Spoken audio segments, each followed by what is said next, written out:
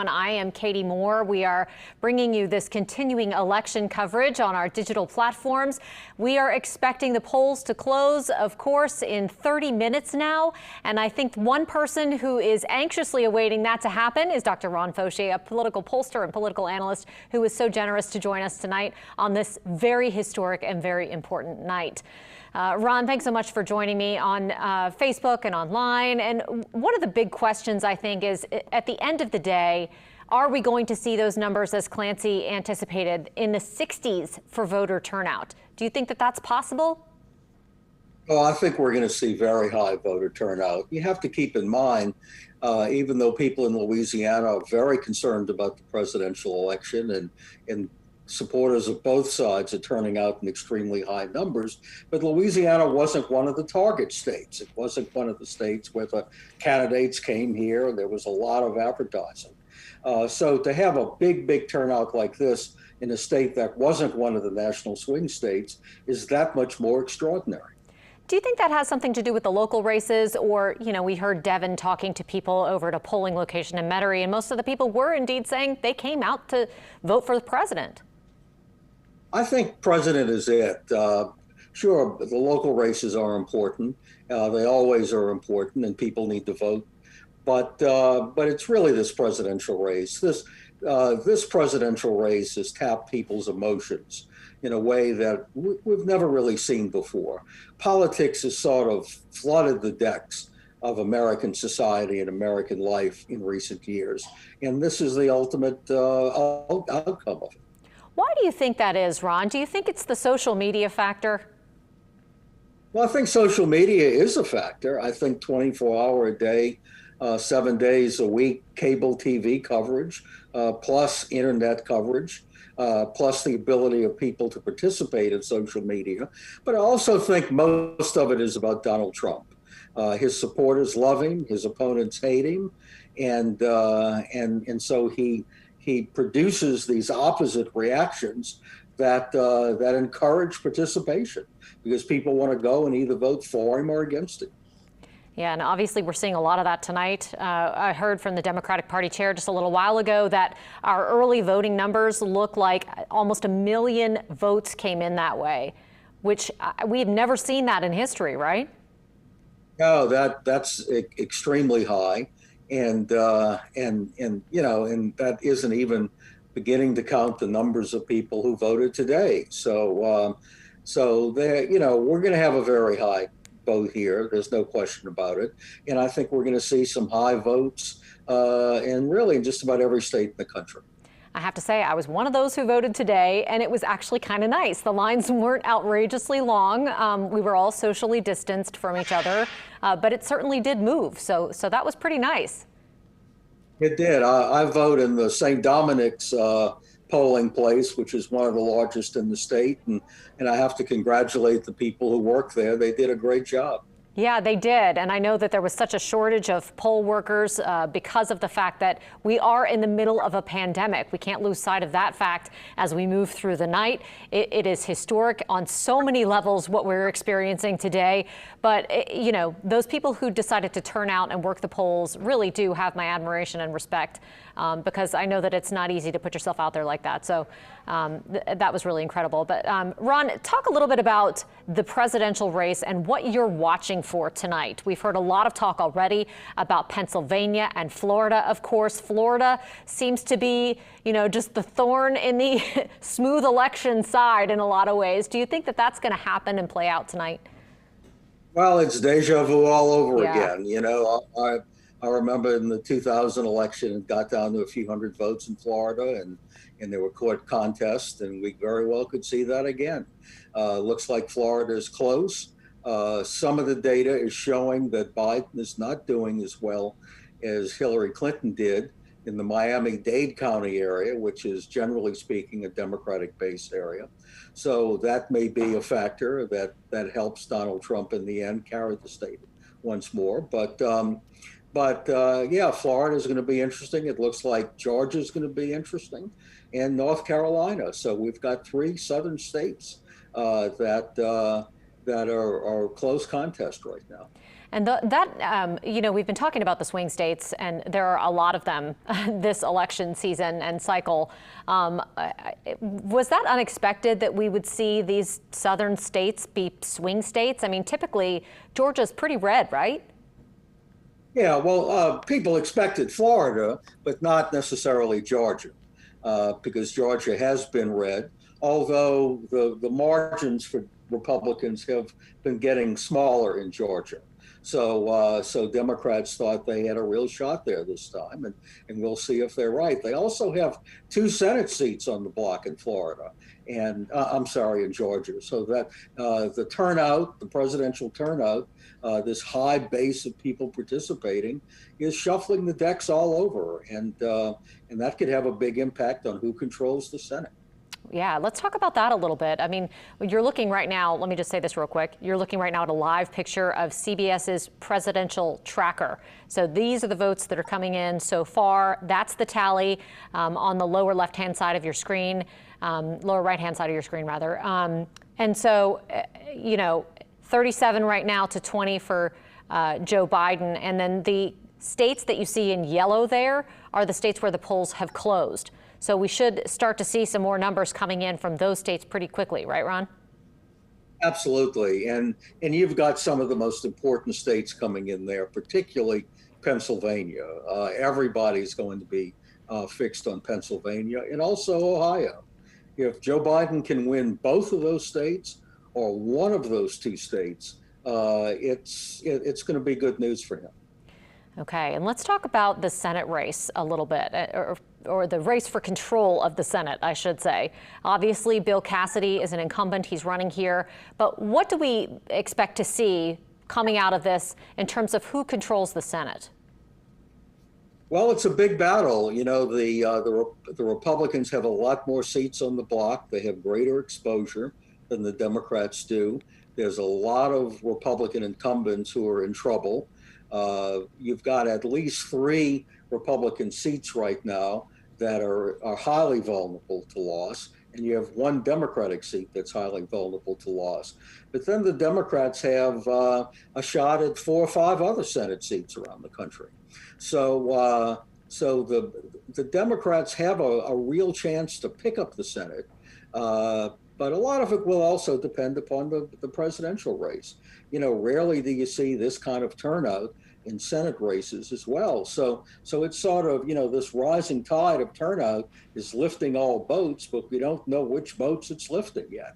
So we'll have to wait and see. As we talked about, this is historic. Do we have any basis for knowing who that benefits? Does that benefit the Republicans over the Democrats, or is there any way to know? Generally speaking, the higher the overall turnout is better for Democrats, because a lot of constituencies that are relatively lower turnout constituencies, with a higher turnout, their numbers come up to the overall averages, and that generally helps Democrats, particularly younger voters, particularly minority voters, and so the more turnout is usually good for Democrats. But in this election, where you've got such polarization, you've got so many voters who are out to reelect Donald Trump, or who are out to beat Donald Trump, we don't fully know yet whether that plays itself out. We're hearing a lot of talk about suburban women and the Hispanic vote. The Hispanic vote partially because of the situation down in Florida and the moves that have been made by the Trump campaign to gain some more traction in that area. But we also are hearing about the Hispanic vote nationwide. Do you think that that's going to play a role here, as well as the suburban women? Yes, absolutely. Well, suburban women very well will be the key to this whole election when it's said and done. And that's something that we're going to have to watch in every state. In terms of the Hispanic vote, I'm sure in the end, Joe Biden will win it. The question is, does he win it in a landslide, or does he win it in a closer race? Right now in Florida, the Hispanic vote doesn't look as good for Biden as he would have hoped it to be.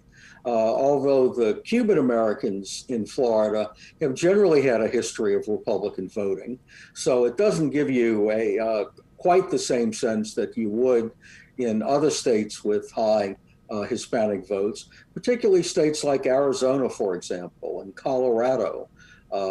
Those states have big Hispanic votes, and they can have a big influence on this election. So we are waiting to see what the Hispanic votes look like, but that's going to take some time. It's more, the smaller the voting group is, the more difficult it is for the exit polls to accurately poll them by state.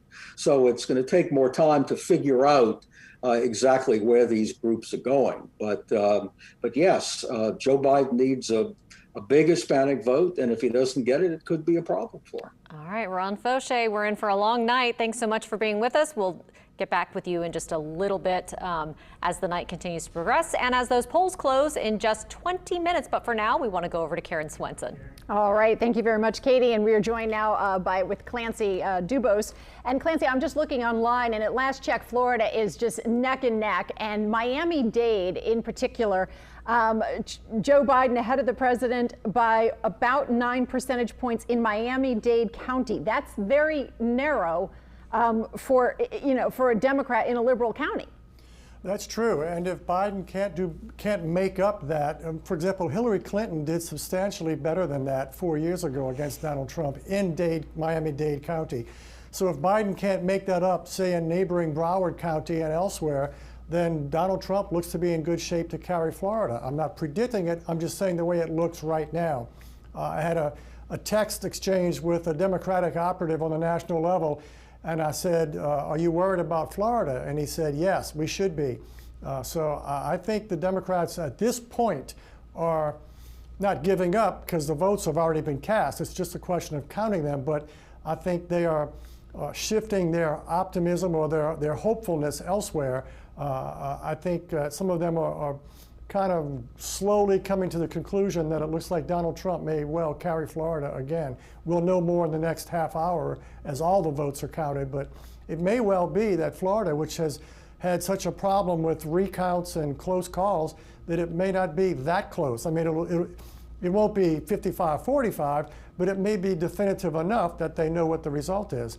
And of course, that all depends on whether they have military votes coming in, and I'm not sure what Florida's rules are in terms of counting absentee ballots, but I believe they count them today. So we'll know more in the next half hour to an hour about Florida. All right, and then all eyes will shift to Pennsylvania, I guess. You referenced the Clinton, the 2016 election. If you've taken a look at Louisiana in terms of turnout and the degree to which each side is getting out their base and winning over those all-important swing voters, make some comparisons, if you can, this election to 2016. Well, I'm looking for Louisiana to have an even larger turnout this time compared to 2016. And I don't know that we're going to see that much of a difference in terms of which parishes Joe Biden carries compared to the parishes that Hillary Clinton carried. I think the big question is, will Donald Trump get back to the 58-59% total vote in Louisiana that he had 4 years ago? Will he get higher than that? Will it be a little closer than that? And it'll also be interesting to see how much Senator Cassidy rides Donald Trump's coattails. Because if you looked at Bill Cassidy's TV ads in the last week and a half, it was all about him getting as close as he could to Donald Trump, who of course is very popular across Louisiana, at least among a majority of Louisiana voters. So it'll be interesting to see what the president's coattails look like for Senator Bill Cassidy. In a typical race in Louisiana, a typical Democrat versus Republican race statewide in Louisiana, in recent years, other than the governor's race of 2015 and last year, with John Bel Edwards, the Democrat, winning those two elections. But other than that, Republicans typically win statewide with somewhere between 55 and 57% of the vote when they go head-to-head against a Democrat. Right. We'll see if Cassidy hits that mark tonight. Okay, and I'm intrigued by the map behind you, taking a look at that. Oh, can we pull it up again? If we could possibly pull it, was the 2016 elections, but because I was just going to ask about the difference. Where did that? Now there we go. So like I'm looking at Texas. Texas, they're saying could be closer at this point than Florida. I mean, that's remarkable that you're talking about a southern state like that possibly going blue. Well, you're right, but what's interesting, if you want to talk about Texas versus Florida, Florida, as Ron Fauché mentioned, has a substantial Cuban-American population, which is significantly more conservative than the Hispanic voters in Texas, which are largely from Central America as opposed to Cuba. The Texas Hispanic vote is far more solidly Democratic than the Florida Hispanic vote, which is much more heavily Cuban because of the proximity of Florida to Cuba and historic migration to Florida from Cuban exiles. You talk about the conservative vote. So again, looking behind you, looking at North Carolina, went to Bush in 2016. That was largely due to the evangelical vote, but they're saying a lot of female evangelicals this time are possibly considering switching for Biden. And right now, is from what I'm reading online, North Carolina is very much in play for Biden. Yes, North Carolina, even Georgia, although Georgia is a little bit more of a reach, but North Carolina has a similar number of electoral votes at stake. And what we're looking at here is the 2016 presidential map. This is not today, this is 4 years ago. Blue states are Hillary Clinton, red states are Donald Trump. And you see the solid South for Donald Trump. And this time, North Carolina, Georgia, Florida is probably, I think, I'm not projecting, but I just, in my gut, I'm kind of thinking Florida's going to go for Trump, but Texas is in play. Arizona is very much in play for the Democrats. So that's a big change in the electoral map. If Trump doesn't carry Texas, he's got a real problem getting reelected. Pennsylvania, Michigan, and Wisconsin. Those are the trifecta states, the Great Lakes states that Trump carried 4 years ago, and Biden has worked very hard. He's heavily favored in Wisconsin and Michigan. It's closer in Pennsylvania, but Biden has been polling consistently about 4 or 5 points ahead of Trump in Pennsylvania. But again, it all comes down to turnout, and Donald Trump is the ultimate closer. 4 years ago he was trailing Hillary Clinton, but he closed really well. And carried those states and carried all the red states that you see here. So look, this map is 4 years old.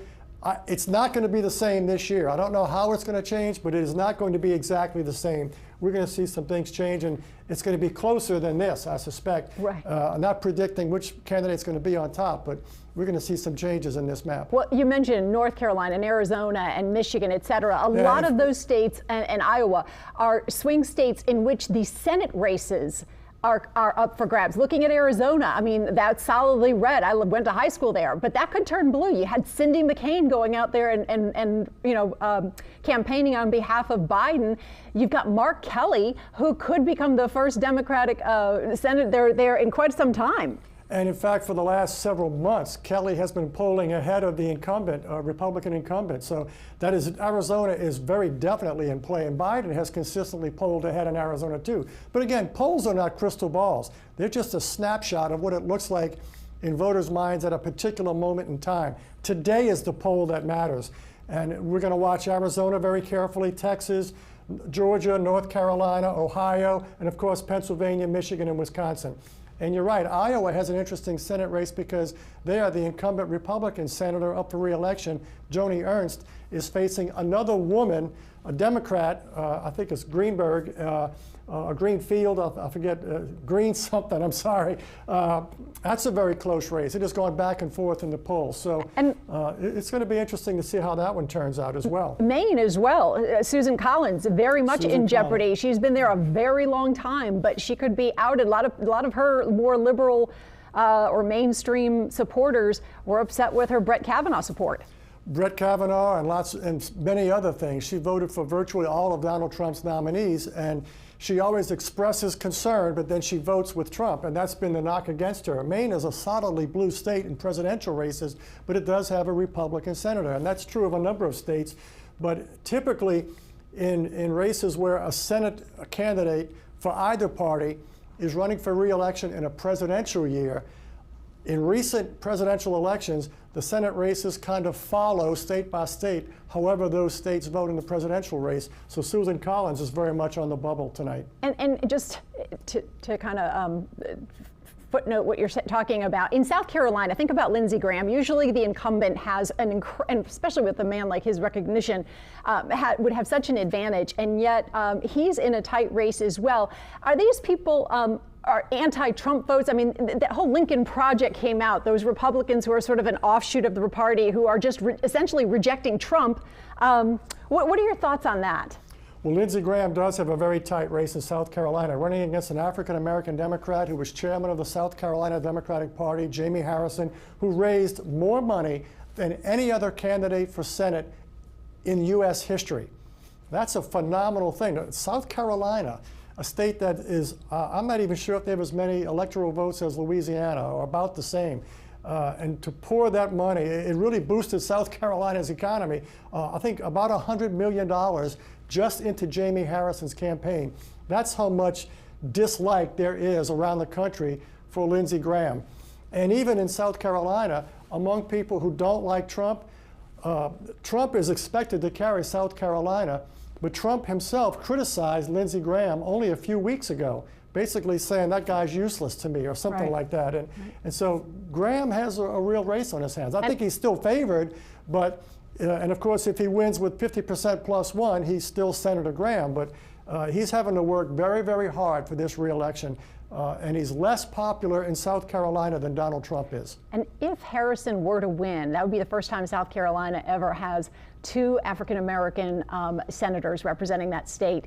And the other African-American senator is a Republican, though, Tim Scott. Good point. But isn't that history, though? Right? I mean, we are starting to see history reveal itself. And, you know, I think about the presidential race, and I think I've never seen less decorum when I think back to that first debate. And yet I've never seen more participation. So it's, you know, it's almost as if people were so disgusted they all went to on both sides that they're really exercising their vote. Donald Trump is a turnout driver. The people who love him love the way he acts. They think that's, you know, it's a very visceral reaction, both for and against. Donald Trump pushes up the turnout on both sides, for and against him. You know, we might want to segue now to look at Louisiana, because the national map is starting to take shape, but I think in the next half hour we're going to see more. What you're seeing here is the results in Louisiana, parish by parish, in the 2016 presidential race between Donald Trump and Hillary Clinton. I don't expect this map to look that different, maybe not any different at all, tonight when you see the results from Trump and Biden. Orleans Parish, looks like St. Charles Parish, St. John the Baptist, East Baton Rouge, Iberville, I think that's St. Helena Parish, and then the Louisiana Delta parishes, which is up here around Lake Providence, Tensas Parish, and East Carroll Parish, and then over here, this is Shreveport, Caddo Parish. You know, the big urban centers, New Orleans, Baton Rouge, and Shreveport. That's a map, that's where your core Democratic voter base is, along the Mississippi River as well. Now, I don't know if we have last year's governor's race. Let's pull that up. Now, again, Orleans, East Baton Rouge, and Caddo, but look at these other parishes, and also the Louisiana Delta and Iberville Parish. But look at these other parishes that John Bell Edwards carried down the Red River, a little bit along Arkansas, and then southeast Louisiana, much of the Florida parishes. He didn't carry St. Tammany, but he got a very good vote, and of course, metropolitan New Orleans. So Joe Biden would love to see a map like this for himself, but it's not going to happen in Louisiana. So, but we'll be following these statewide races for Senate, for president, as well as all the local races. We still know that Southern Democrats tend to be pretty conservative compared to the rest of the country. Clancy Dubose, thanks so much for sharing your insight. We'll be back with you shortly.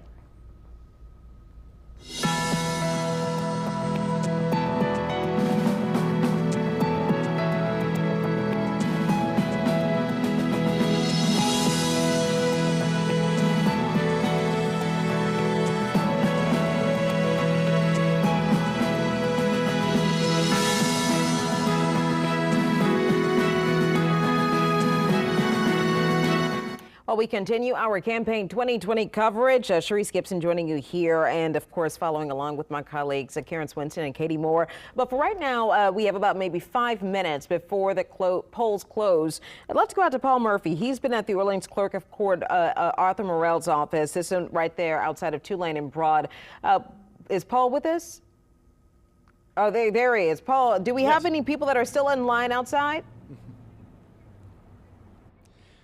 Well, there is actually a voting precinct here at the Orleans Parish Criminal Courthouse, but what's about ready to happen here, and I'll step out and let you take a look here, is the election officials are setting up a table here on Broad where election officials will be receiving the cartridges that come out of the individual voting machines across the city. Those cartridges will be hand-delivered to one of the courtrooms here at the courthouse where the Secretary of State officials will actually input the votes and the vote will be counted. I do have some early numbers here. There were 101,000 early voters here in Orleans, and according to Clerk of Court Arthur Morrell, he expected another 70,000 voters to vote in person, and he was also expecting a 70% voter turnout here in Orleans.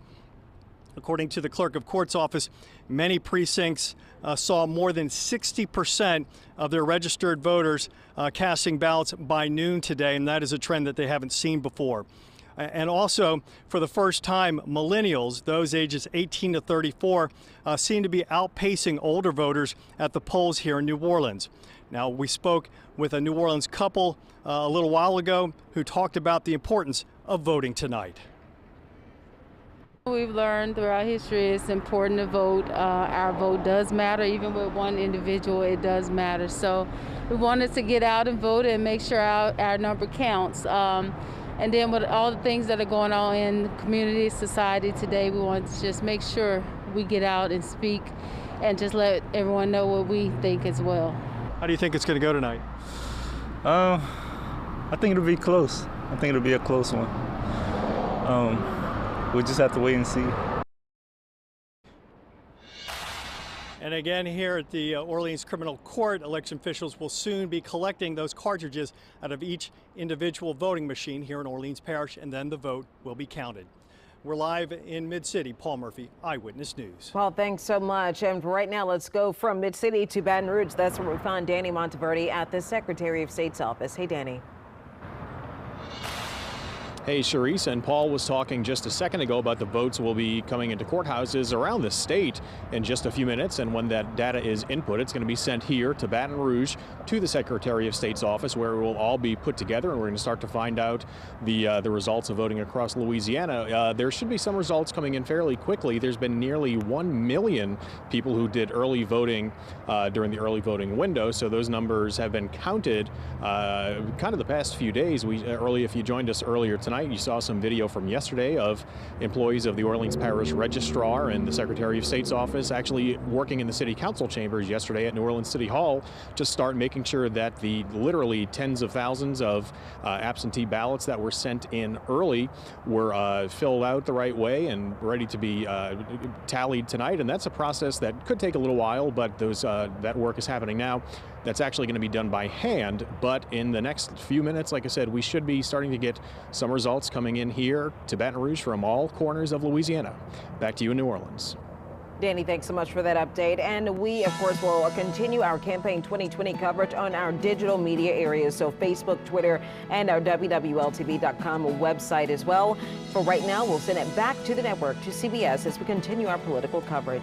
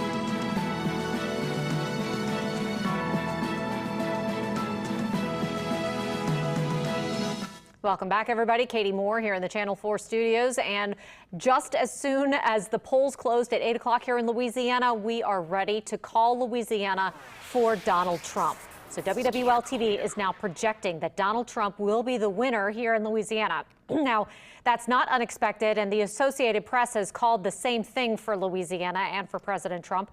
So it's something that we expected to happen as this night unfolded. I don't think that any of us expected it to happen this quickly, but apparently enough people early voted, and it is a large enough percentage of our total registered voter population for them to be able to call it at this hour already.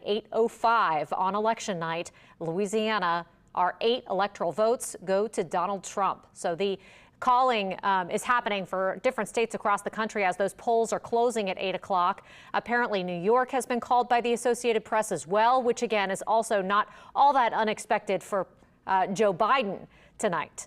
Clancy Dubose, our political analyst and, of course, the Gambit editor and columnist, has been with us throughout the night. And thanks so much for being with us again, Clancy. What do you think about the fact that Louisiana has been called already? Well, you and I could have called that one 6 months ago. Yes. But it is responsible of news organizations to wait until the polls close to then project. And of course, you do want to see some results. There's always that, 1% of 1% chance, but not in Louisiana, not in this race. No surprise there. I'm sure the president is comforted by that. He wants to see all the states where he's favored come in his favor. I suspect that Donald Trump is really focusing on Florida and Texas right now. He looks like he's gaining a comfortable lead in Florida. Not a big lead, but the amount of votes that are yet to come in Florida is getting smaller and smaller. And it looks like President Trump is maintaining a lead over Joe Biden.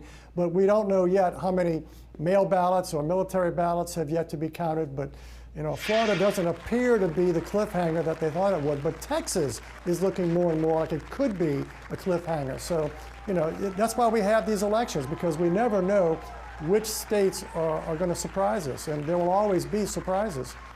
Yeah, you never know, especially this year, Clancy. I mean, how much do you think that this major turnout is going to affect the results tonight? Well, it really varies state by state. In Florida, the big turnout among Democrats and among Republicans, and it looks like it's mirroring so far, and I want to emphasize so far, it looks like Florida's following what it did 4 years ago. 4 years ago, Trump carried Florida, and it looks like right now, it looks like he's on his way to doing that again, but we want to wait until many more votes are in, although they don't have that many votes yet to count. Texas, on the other hand, is a little more than half the vote in, and Biden's slightly ahead. But you have Harris County, which is Houston, 4.7 million people, several million registered voters. We don't know how that's going to go, but Texas is very much in play, as is North Carolina, Georgia, Pennsylvania, Wisconsin, Michigan, and Ohio, and Arizona. Those are the states that we're looking at across the board, across the country, to see where they go this time around. Now, Pennsylvania's results are just trickling in, and we've been talking a little bit about the fact that they've done some different things with their mail-in ballots and with their early votes. So I don't know if that's playing a role in them getting their results so slowly, or if that just happens every year, that Pennsylvania is a straggler. Well, Pennsylvania is kind of a straggler because they have a rule. Each state, each of the 50 states can make its own rules about absentee ballots or mail-in ballots. In Pennsylvania, the rule is if they're postmarked by today and received by Friday, they can be counted. So they're going to be counting ballots in Pennsylvania till Friday. So if it's really close in Pennsylvania, we won't know until Friday night, or maybe even Saturday or late morning or early afternoon. So Pennsylvania could be one of those states that it comes down to. We just have to wait and see there. But in most other states, we're going to know. Okay, yeah, I mean, I know everybody is anxious to see what's going to happen tonight.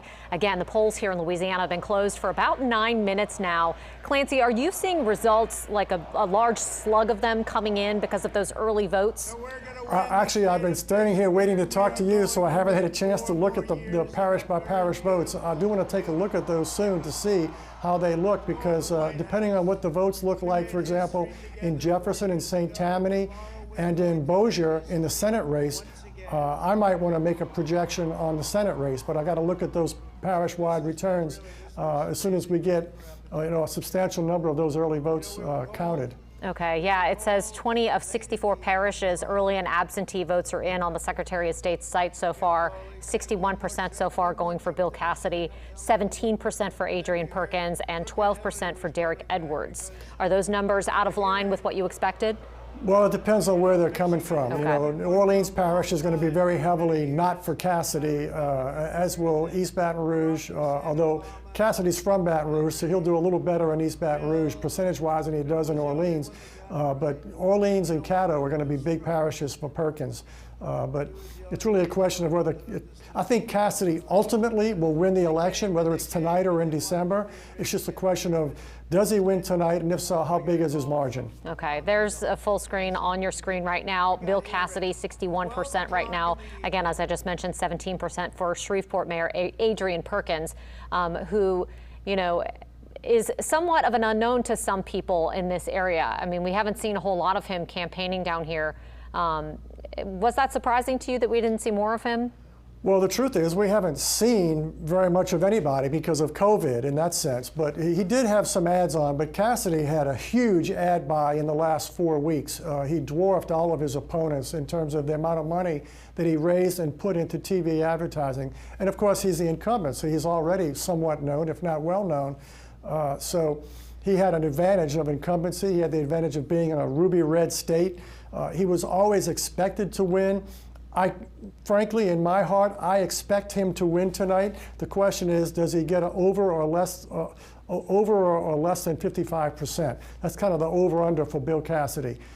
Traditionally, when races come down to a head-to-head in Louisiana in statewide elections between Democrats and Republicans, the Republicans in recent elections tend to get somewhere between 55 and 57% of the vote.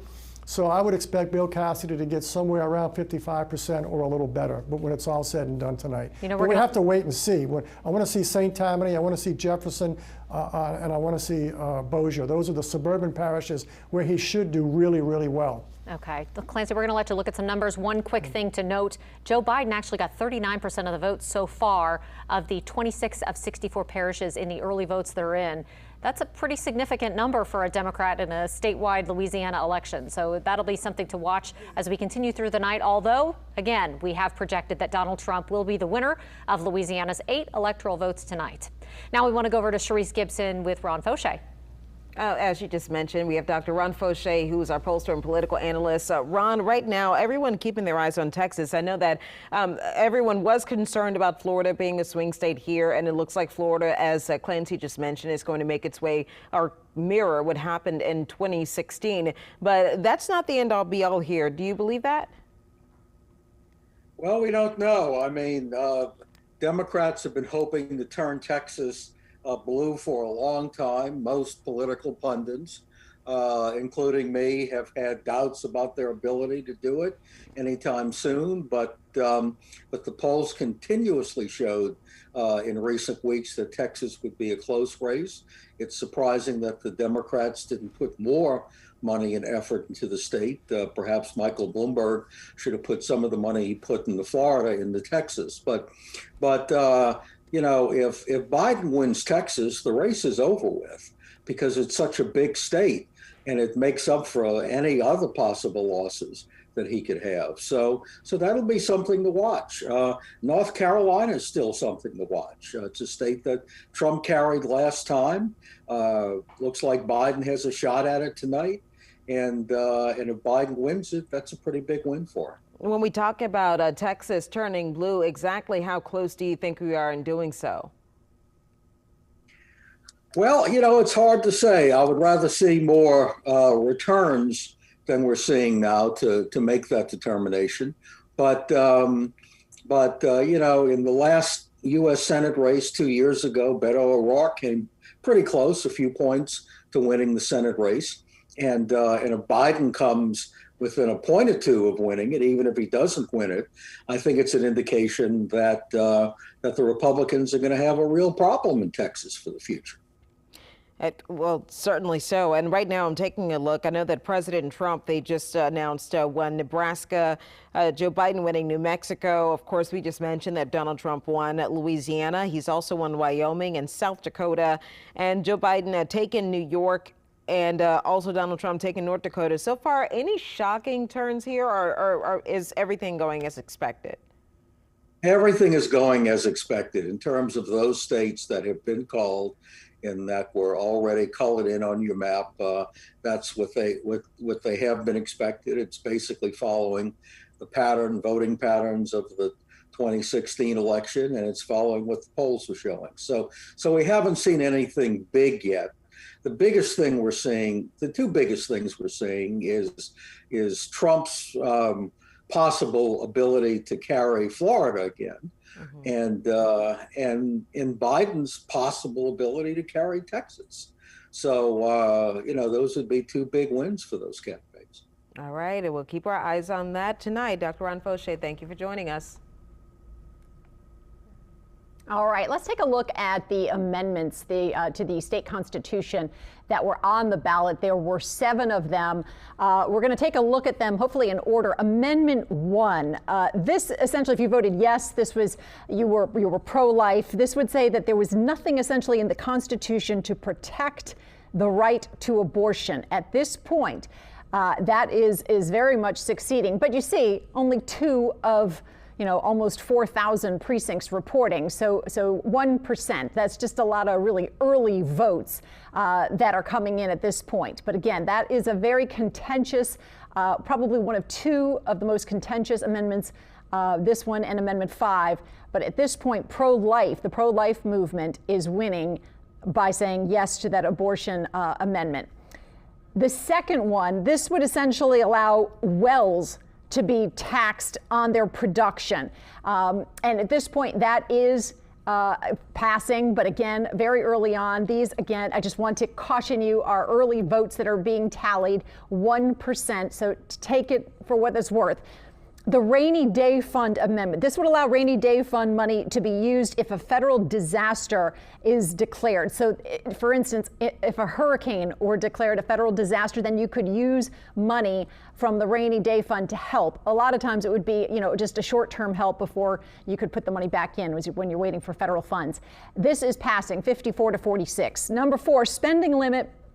This one would put a new spending limit on the state budget, and that is also passing. This one is failing. So this would have put a new spending limit on the state ballot, and at this point, the voters with 1% reporting are saying, no, we don't want that. The 5th one, this has to do with industry taxes, and Clancy Dubose spoke out against this in one of his commentaries. This would allow for payments instead of taxes when industries expand here in Louisiana, and that is failing substantially with 1% in.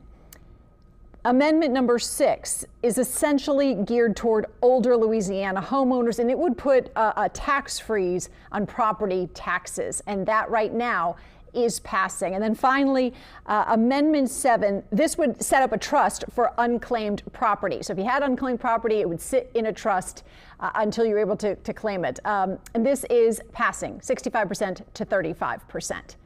And that is the latest of the amendments. We are continuing to watch the numbers come in, and we can pull up any number if you want. We can pull up the national map, which is fine. We are waiting to see Florida and Texas.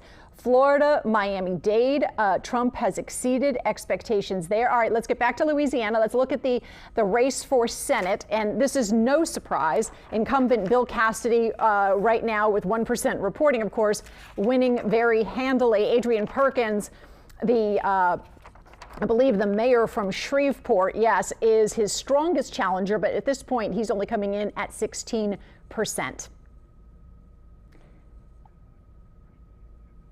All right, we're going to take a look at Congressional District 2. A lot of New Orleanians would have voted in this election. This is Cedric Richmond's seat, the incumbent. He is gaining a lot of clout on Capitol Hill, on the Ways and Means Committee, and he is really a very loud voice and a significant voice in the Biden campaign. So he is doing extremely well right now, 51% of the vote in early voting. Bear with us as we pick up another board. If we can go to another congressional board. All right, let's go back to the president vote. Right here, no surprise whatsoever. The polls closed at 8, I believe at 8:02. It was called for President Donald Trump has won Louisiana again, very, very handily. Again, no surprise. We'll break down those parishes with Clancy at a later time and see which areas went to whom. But again, the overall result was no surprise. And we have several. All right, we do have several other congressional races we want to get to you, and the senator's race in Mississippi. But we're going to take a quick break, and we'll be right back.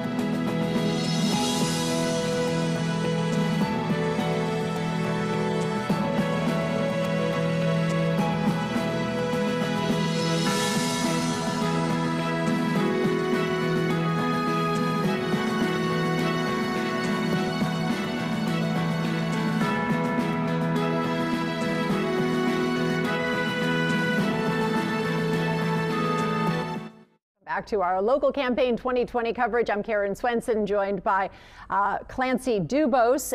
It is 8:24. Polls closed at 8 o'clock. At 8:02, I believe, the state of Louisiana was called for President Trump. And that was no surprise at all, right, Clancy? Do we have Clancy joining us? Can you hear me? Okay, I can now. This was absolutely no surprise, right? Not at all. We could have called that one a year ago. and break it down. Is that because, you know, the economy trumped COVID, or was it just that, you know, we've been red so long there's no way it was ever going to go to blue? Louisiana is a ruby red state. The anomaly here is our Democratic governor.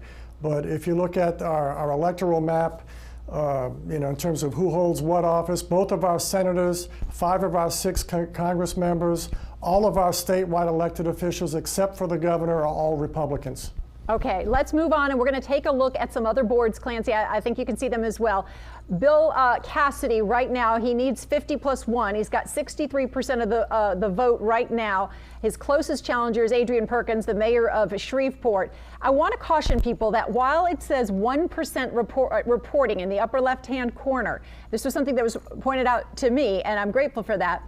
The numbers are actually much larger than you might assume, because if you see under that 63%, that includes the early voters. So it's 1% of today's precincts, but also coupled with all of those early voters. But let's caution one thing. That is not all of the early vote. Okay, but I've gone online to look at individual parishes. That includes no early votes from Orleans, East Baton Rouge, or Caddo. I didn't see any early vote returns from Jefferson or St. Tammany. Those are early votes.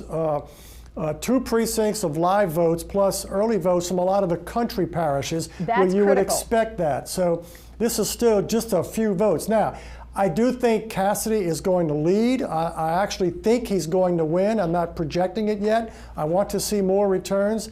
I want to see how he does in St. Tammany and Jefferson and Bossier. Very critical, and say Livingston Parish and Ascension Parish, those suburban parishes around the urban cores. And if he gets the kind of vote there that I think he wants to get, I could project him, but we haven't seen those votes yet. These are a lot of what I would call super rural, small parishes that are sending in their early votes. I am so glad you clarified that. I was not aware of where those votes were coming in from. Let's take a look at Congressional District 2, Cedric Richmond's seat. At this point, he is very much in the lead, but again, we caution you with the numbers.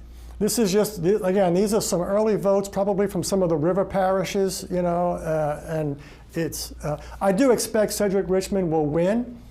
I don't think he's had to campaign much. I think Steve Scalise is going to win. You know, I'm not officially projecting them, but I would be shocked if either man lost his seat tonight. Okay, and do we want to, thank you, I'm just going to ask, do we want to go to Tan Trung, or are we going to, all right, let's go to Tan Trung live on the West Bank. Karen, the poll workers here at the polling place here at the Jefferson Parish Courthouse are breaking down their polling place here and moving the information to the Clerk of Court's office. The Clerk of Court just sent me a message and said everything went well in terms of the election. He believes that turnout's going to be north of 65%, very impressive number. Obviously, there was a lot of anxiety going into today because of the power situation after Hurricane Zeta. But for now, they're in the process of collecting the information from the polling places and waiting on the results, as we all are. Reporting in Gretna, Tan Trung, Eyewitness News. All right, the polls have been closed for 27 minutes. Those results are coming in quickly. We're going to have much more on our digital platforms, so join us for our continuous coverage online and on our social media pages. But for now, we'll return you to CBS News presidential coverage.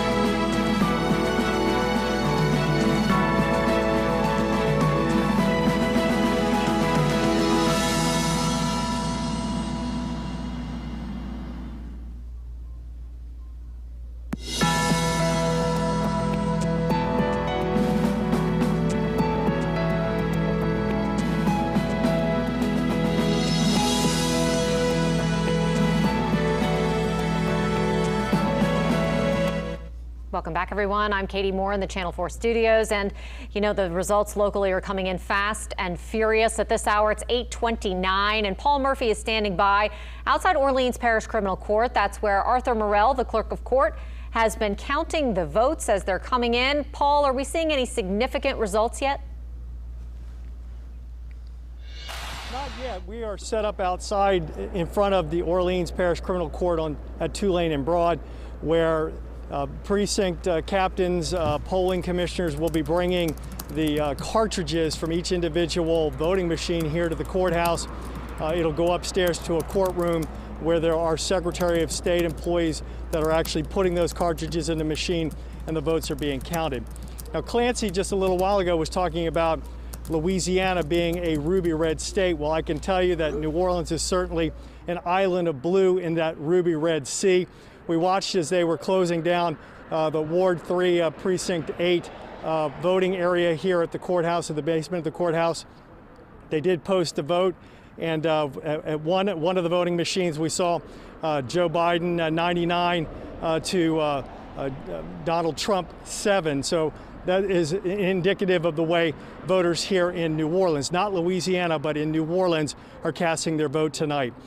Arthur Morrell told us that he expected voter turnout to be in the 70% range, which is great when you consider the storm that we just had, COVID and all the other issues. And here's one of the polling workers, election workers, dropping off some of the information from the voting machines. We're not sure where she's from, but we're going to see that throughout the night, where election officials will be dropping off the cartridges and the information from each machine, again, to be counted by the Secretary of State's office. So we should be getting some votes in pretty quickly here, and we should be seeing a lot of cars coming here in the next 10, 15 minutes. That's the story here at Orleans Criminal Court. Paul Murphy, Eyewitness News. Paul, stay with me for just a second here. It's so interesting to watch this process unfold. And when you see her walking in with that Ziploc baggie with the cartridge in it, I mean, it seems like something in our digital age that is antiquated, but yet it's something that we have used to make sure that our process is fair over the years. Is this something that you have seen over and over again? You think this is going to make sure that we have a fair election process? Well, we were just talking about this in the basement with some of the election workers. These machines that we use here in Louisiana are kind of dinosaurs when you think about it, but they work and they are accurate. And the fact that these are cartridges that are hand delivered makes it less vulnerable to any type of shenanigans. So again, these are older machines. We've seen in some states today where you fill out a ballot and you stick it in a machine and it's automatically tabulated. That is not the case here in Louisiana. I know at one point the state was looking at perhaps buying some new voting machines. That didn't happen. But for now, these machines that we've been used to for at least the last, Clancy could probably talk about this a little more, for at least the last 10, 15 years, they work. They may be dinosaurs, but they work. You know, Paul, I also thought it was interesting that you said earlier that Arthur Morrell said that 101,000 early votes were cast in Orleans Parish. That just seems phenomenal to me. That's actually, when you think about it, that is more people voting early, either by absentee ballot or during the early voting period, than will have actually voted today in person. So it would be 101,000 versus 70,000 in person. So a lot of people taking advantage of that early voting period here in New Orleans. Okay, Paul, thank you so much. We'll get back with you in just a little while as these results continue to come in. And as Paul said, that is a sea of blue, Orleans Parish, in our deep ruby red state. And one of the races that is going on, a hotly contested race in that sea of blue, is the Orleans Parish DA's race. Now, this has been hotly contested, of course. Jason Williams facing an indictment just as he was announcing that he was running for this seat. He's, of course, a city council member. And right now, former DA and Judge Kiva Landrum is leading this race, 43%. Arthur Hunter, who is a former judge as well, 27% so far. Jason Williams coming in third, and Morris Reed with 7%. Now, of course, we don't have a whole lot of precincts in. That's 2 of 351, and we just saw Paul there showing us how this process unfolds. So we know that someone literally has to go to the voting machine in the precinct, pick up the cartridge and bring it down to Orleans Parish Criminal Court at Tulane and Broad.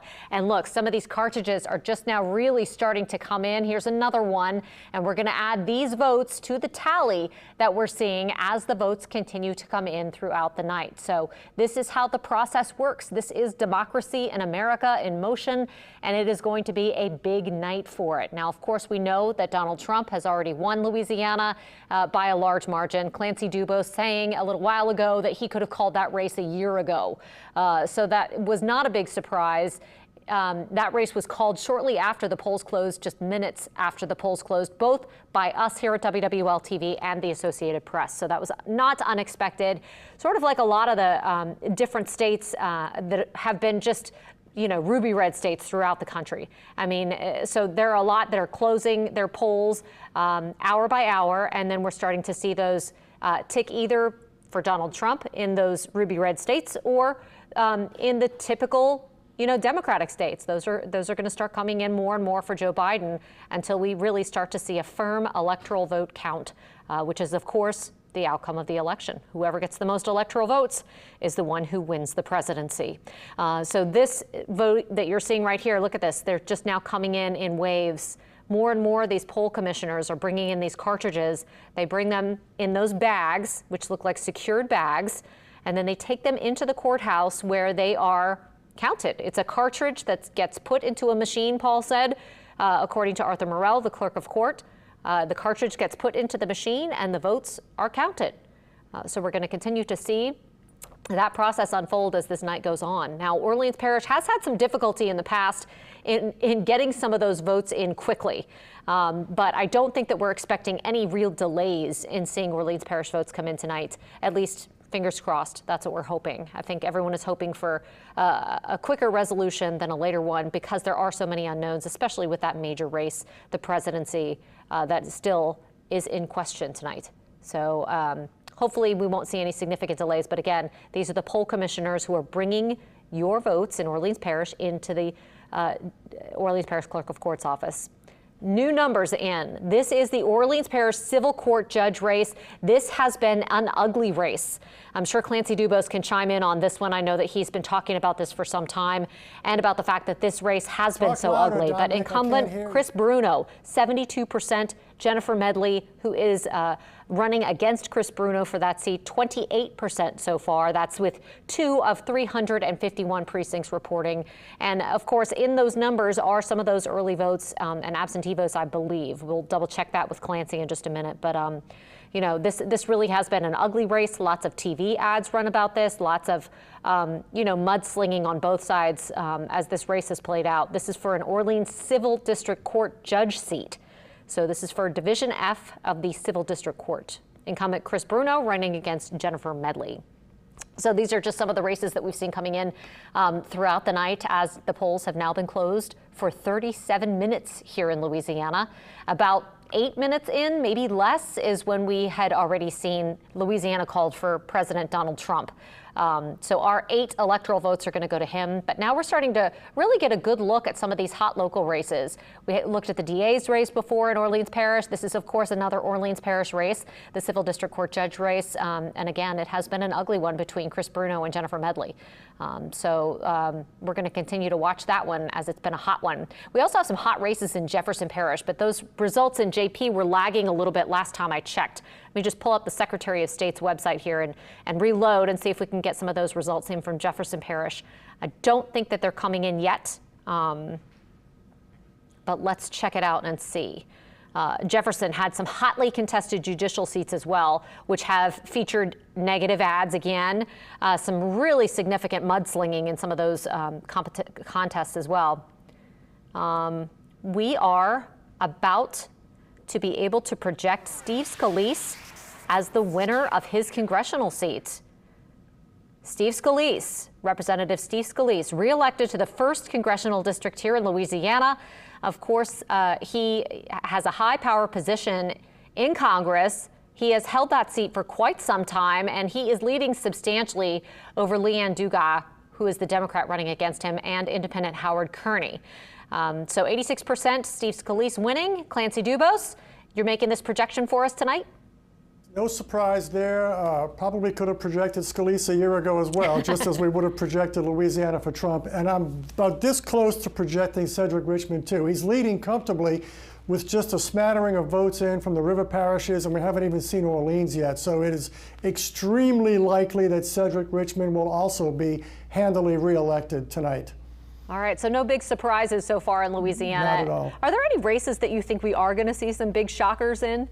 Well, we don't know what's going to happen in the DA's race in New Orleans. We do know that there's going to be a runoff, but the three leading candidates out of the four candidates running could all finish somewhere between 30 and 36%, and it's going to be very tight to see which two of those three, whether it's Jason Williams, a city council member, former Judge Arthur Hunter, or former Judge Kiva Landrum. Any two of those three could very likely make the runoff, and there will be a runoff on December 5th for DA. If Jason Williams didn't get indicted, would this board look differently, Clancy? Yes, he would be the front runner, I think, by far. And he still may run first. Again, anybody of those three could run first.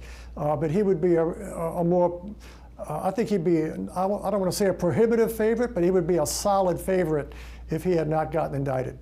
Yeah, it's going to be a tight race. I know that you've got your eye on that one. 4 out of 351 precincts so far. Now we want to move on to another race to take a look at that with you, Clancy, and talk about one of the congressional seats. Nope, Senator. That's where we're going next. Bill Cassidy, 64% so far. 80 of 3,900 precincts so far in. Are you surprised at these numbers? No, I expect Cassidy to win. It's just a question of whether he gets above or below 55%. You know, he has saturated the markets with television ads. He raised plenty of money. He was popular. He was considered safe, but he wanted to make sure. And in the last 3 weeks, he wrapped himself around Donald Trump, who was carrying Louisiana pretty handily. So it's not surprising that he would be leading. It will not be a surprise if/when we project him as the winner. And we just want to make totally sure, but I am like 99% sure that Bill Cassidy will win re-election tonight. Outright. Yes. Yes. Okay. Let's check in on some of the other congressional seats. Of course, you just projected Steve Scalise the winner in the 1st congressional district. 66% of the vote there so far. You know, he has been a strong favorite in that race for quite some time. Yes, he's been there since 2008. He took that seat when Bobby Jindal got elected governor in a special election. He's also the Republican whip, which is a very important position. Even though the Republicans are in the minority in the House, he still is a key player. Anytime there are budget negotiations or negotiations on the aid for COVID, he's in the room where it happens. So he's a very important voice for Louisiana and Southeast Louisiana in particular, as is Cedric Richmond, who's a former chair of the Congressional Black Caucus and a rising star in Democratic circles in Congress, and a co-chair of the Joe Biden presidential campaign. Both of them are big fundraisers as well in Congress, Yes. are they not? Yes, they are. When you have a leadership position, you're in a position to raise money not only for yourself, but for others. Each of them has his own separate political action committee, or PAC, where they can use that money to help others in their party in races that are very close. So while they may not have had controversial races themselves, I'm sure they are closely watching some other players around the country that they helped fundraise for, not the least of which Yes. are Joe Biden and Donald Trump. Absolutely. Okay, so let's go through some more of those congressional seats, Clancy, and just talk with you through those. Sure. I think Steve Scalise, we had Cedric Richmond, and then we have some more representatives, obviously, who are up for re-election. Are we going to go through those? I can't see, so you have to tell me which Okay, I'll ones tell you you're what's up. looking at. Right Yeah. now, I'm just looking at Cedric Richmond. Okay, here we are. Here we go. 3rd district, the 3rd congressional district. Clay Higgins winning. He looks like he would certainly be a favorite. The Cajun vote used to be the swing vote in Louisiana. Cajuns would always vote for a Cajun, but it didn't matter if the Cajun was Democrat or Republican. But now, Cajuns always vote for the Republican, even if the Democrat is a Cajun and the Republican is from somewhere else. The Cajun vote is solidly red, ruby red Republican. Donald Trump, Clay Higgins, or whoever has an R behind his or her name. So it's not surprising if Clay Higgins gets reelected tonight.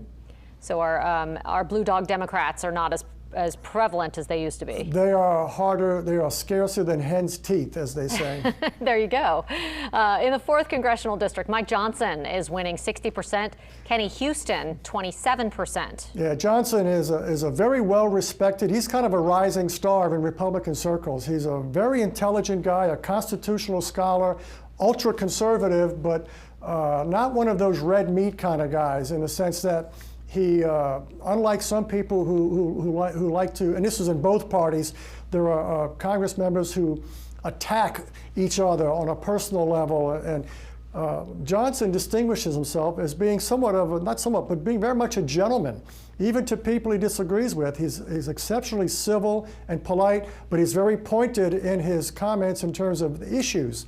And he is seen as someone that the Republicans turn to for questioning on some of those key committees. They often put him kind of in the closer position of being the last one to make statements or ask pertinent questions, because he's incredibly intelligent, very well schooled in the law, and he's somebody you're going to see leaving a mark in Congress in years to come. Okay, one to watch. The 5th Congressional District. Let's check out that race. That's an open race. The incumbent Ralph Abraham ran for governor last year, finished 3rd, then decided he'd had enough of electoral politics and announced his retirement. His top aide, Luke Letlow, is seen as the front runner there. I don't know what the results are, but he's probably running first, or he's expected to run first when it's all said and done, when all the votes are counted. Sure. That is a really strange district because it stretches from the Louisiana, Arkansas, Louisiana, Mississippi border up in East Carroll Parish in extreme northeast Louisiana, snakes down the Mississippi River all the way over to Bogalusa across the top of the Florida parishes. It is clearly the most far-flung and least compact district in Louisiana, but it's a very conservative district, solidly Republican. It's really a question of whether State Representative Lance Harris, who's a representative from Alexandria area, or a Democrat, as a woman running as a Democrat, which one of them will get into the runoff against Letlow? Well, right now, I know you can't see this, Clancy, so I'll just tell you what it says on people's screens right now. As you said, as you predicted, Luke Letlow is winning 41% right now, 68 of 825 precincts, 8% reporting total, but 41% Luke Letlow's up. Sandra Kristoff is in 2nd place right now. 17% of the vote went to her. Martin Lemley has 12, and then Lance Harris is running 4th at this time, 11% so far. Well, that's because you're not seeing a lot of votes from Alexandria. The urban areas always get their vote in last. When the Alexandria vote comes in, you'll see Lance Harris move up. And it's a question of whether he can overtake Kristoff. Okay, well, let's move on to Garrett Graves now and just kind of wrap up our coverage right now of the congressional seats. Garrett Graves, the incumbent, so far has 72% of the vote. Yeah, we can project him. He doesn't have much of a race. We can call him a winner, as we can Clay Higgins and Mike Johnson. Okay, Clancy, thank you so much for all of that. Okay. Now we have some other hot races that are local, including the St. Tammany Parish DA's race. This race has gotten pretty ugly. Well, you know what? First, we're going to do it's okay, Public Service Commission, we're going to start with there. This one also ugly. We've seen, some significant attacks against incumbent Eric Skrmetta, and right now, Alan Bourne, the Democrat, is winning 32% of the vote. Eric Skrmetta is in 2nd with 29. Big John Mason is in 3rd with 12% of the vote, and Kevin Pearson is 11th. You know, Schwegman was also in this race, the former holder of this seat. But he didn't really run much of a campaign. No, Schwegman didn't spend any money. He hasn't held the seat in probably close to 18 years, so not expected to be much of a factor because you've had a whole generation of voters who don't really know who he is. I don't know how much of the percentage of the voters reporting. It can't be that much because Pearson's going to get a good vote out of St. Tammany, which is a lot of votes. And 7% so far. Yeah, so that you really can't analyze anything based on 7% of the vote there. That's just the early returns that are trickling in. That district is anchored in St. Tammany, parts of Orleans, and Jefferson Parish, the East Bank of Jefferson Parish. On that note, let's check out the St. Tammany DA's race. That's gotten ugly as well. Of course, you have incumbent Warren Montgomery running against Vincent Wynn. The current sheriff, Randy Smith, has endorsed Vincent Wynn in this race against Warren Montgomery, who's gotten the endorsement of Steve Scalise and others. Montgomery right now ahead 65% to 35%. Yeah, I would say Montgomery's favored in that race, but you also have the sheriff in Washington Parish who is supporting Wynn. So the two sheriffs have teamed up against the DA. But, you know, Montgomery ran a very strong race 6 years ago to win that DA's race. And I would be a little surprised if he loses this one. Okay, now let's check out the DA's race in New Orleans. Of course, that's another hot race, hot seat. Kiva Landrum right now, 42% in the lead. Arthur Hunter, Jason Williams in third. What percentage of the vote are we seeing reporting We are there? 3% in so far. Okay, can't tell a whole lot there because we don't know what parts of town they're coming from. Again, they're just now trickling in. I think before it's all over, I would not be surprised if Landrum runs first, but I also would not be surprised at anything in this race because we've not seen a lot of polling, and with COVID, the candidates not being able to get out and do a lot of campaigning, it's come down to endorsements. Landrum did get a lot of the key endorsements. This is a race that will not only show us who voters prefer to lead the DA's office, which is next to the mayor's office. It's the most powerful office in the city. But it's also a test of Mayor LaToya Cantrell. In previous elections, the mayor of New Orleans, Cantrell, has had incredible coattails. She did really well with the candidates that she supported in the state elections last year, not only in the governor's race, but in local legislative races. I think pretty much every candidate that she backed, especially in the state house races, got elected. And so we'll see if in this race, if her coattails continue to extend like they have in the past, that will be very good news for Kiva Landrum because the mayor came out for Landrum several weeks ago. I guess there are a lot of question marks there. We've had a lot happen since then, Clancy. Yes. Think about it, the Hard Rock. We've had, you know, the cyber attack on the city. We've had all these things happen. So I guess that there is a question mark there about what LaToya Cantrell's coattails look like. Well, her coattails in the runoff were right after the Hard Rock when the feelings were pretty high, and she still had the coattails there. But we'll see. We'll see. The polls still show her with high 60s, close to 70% positives in the city, in spite of the Hard Rock and everything else. Okay, wow. Well, Clancy Dubose, thank you so much for all of your insight. We'll check back in with you in a little while, and we'll have much more coverage of tonight's big election results in just a few minutes. Stay with us.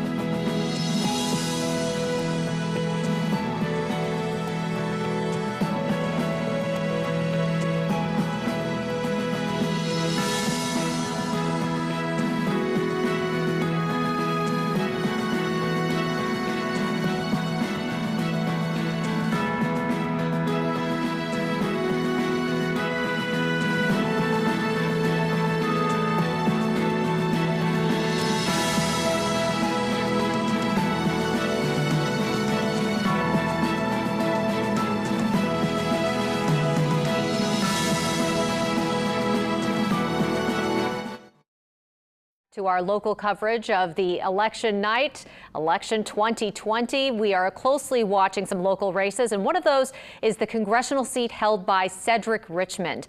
And I think we are ready to call that race for Cedric Richmond. Clancy Dubose is going to join us in just a second with his projections in that race. But we already have called a number of races here in Louisiana, not as electric of an election landscape as many other parts of the country. Steve Scalise already called, and of course Donald Trump called for Louisiana as soon as the polls closed. Steve Scalise projected to be the winner in the 1st Congressional District, which is parts of Metairie and St. Tammany Parish. He's held that seat for quite some time since Bobby Jindal, the former governor, gave up his seat to run for governor. So Steve Scalise projected to win re-election easily, 69% over Leanne Dugas, the Democrat running in that race, with 29% of the vote tonight.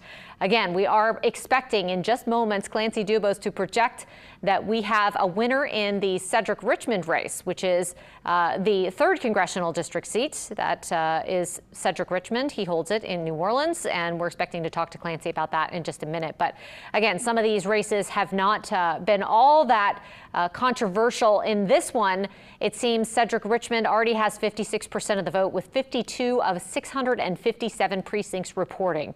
And now Clancy is going to join us to talk a little bit about why we're ready to project this race. Clancy?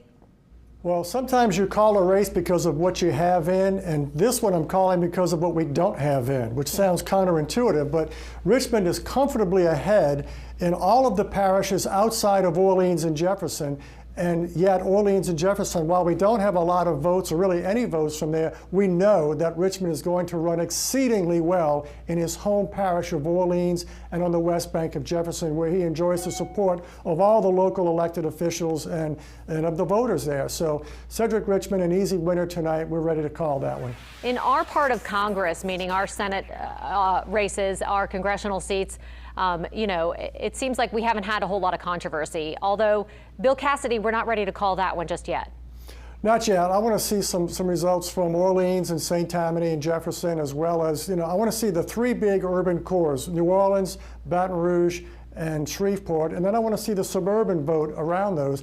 Not because I think Cassidy is going to lose. He's going to run first. It's just a question of, does he get, you know, 53% or 58%? But I think he's going to probably win. But, you know, that's one that we can't really say, yes, he has won until we actually see some votes from those bigger parishes. Right now, we're seeing returns from all the small parishes, and it's just not telling us enough. Now, the hot races in Louisiana are really the local races. One of those, of course, Orleans Parish DA. This is a 4-way race between the 4 candidates who are running. This is what we have so far. Kiva Landrum has been ahead pretty much all night with 41% of the vote. Arthur Hunter coming in second at 28%. You said earlier tonight that this is going probably for a runoff. Definitely going to be a runoff. I can't see the screen, so I don't know what percentage of precincts are reporting, but until we get around 50% of the vote, that's really not that. Okay, I'm looking to my right now. I'm sorry. I see 7% reporting.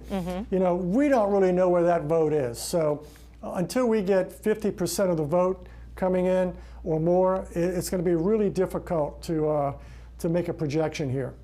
Okay, some of the other hot races where we haven't really seen a lot of numbers yet is St. Tammany DA. We haven't seen a lot of numbers from St. Tammany, but now we are getting quite a few in. 19% of precincts reporting. Warren Montgomery, the incumbent, 65% of the vote so far.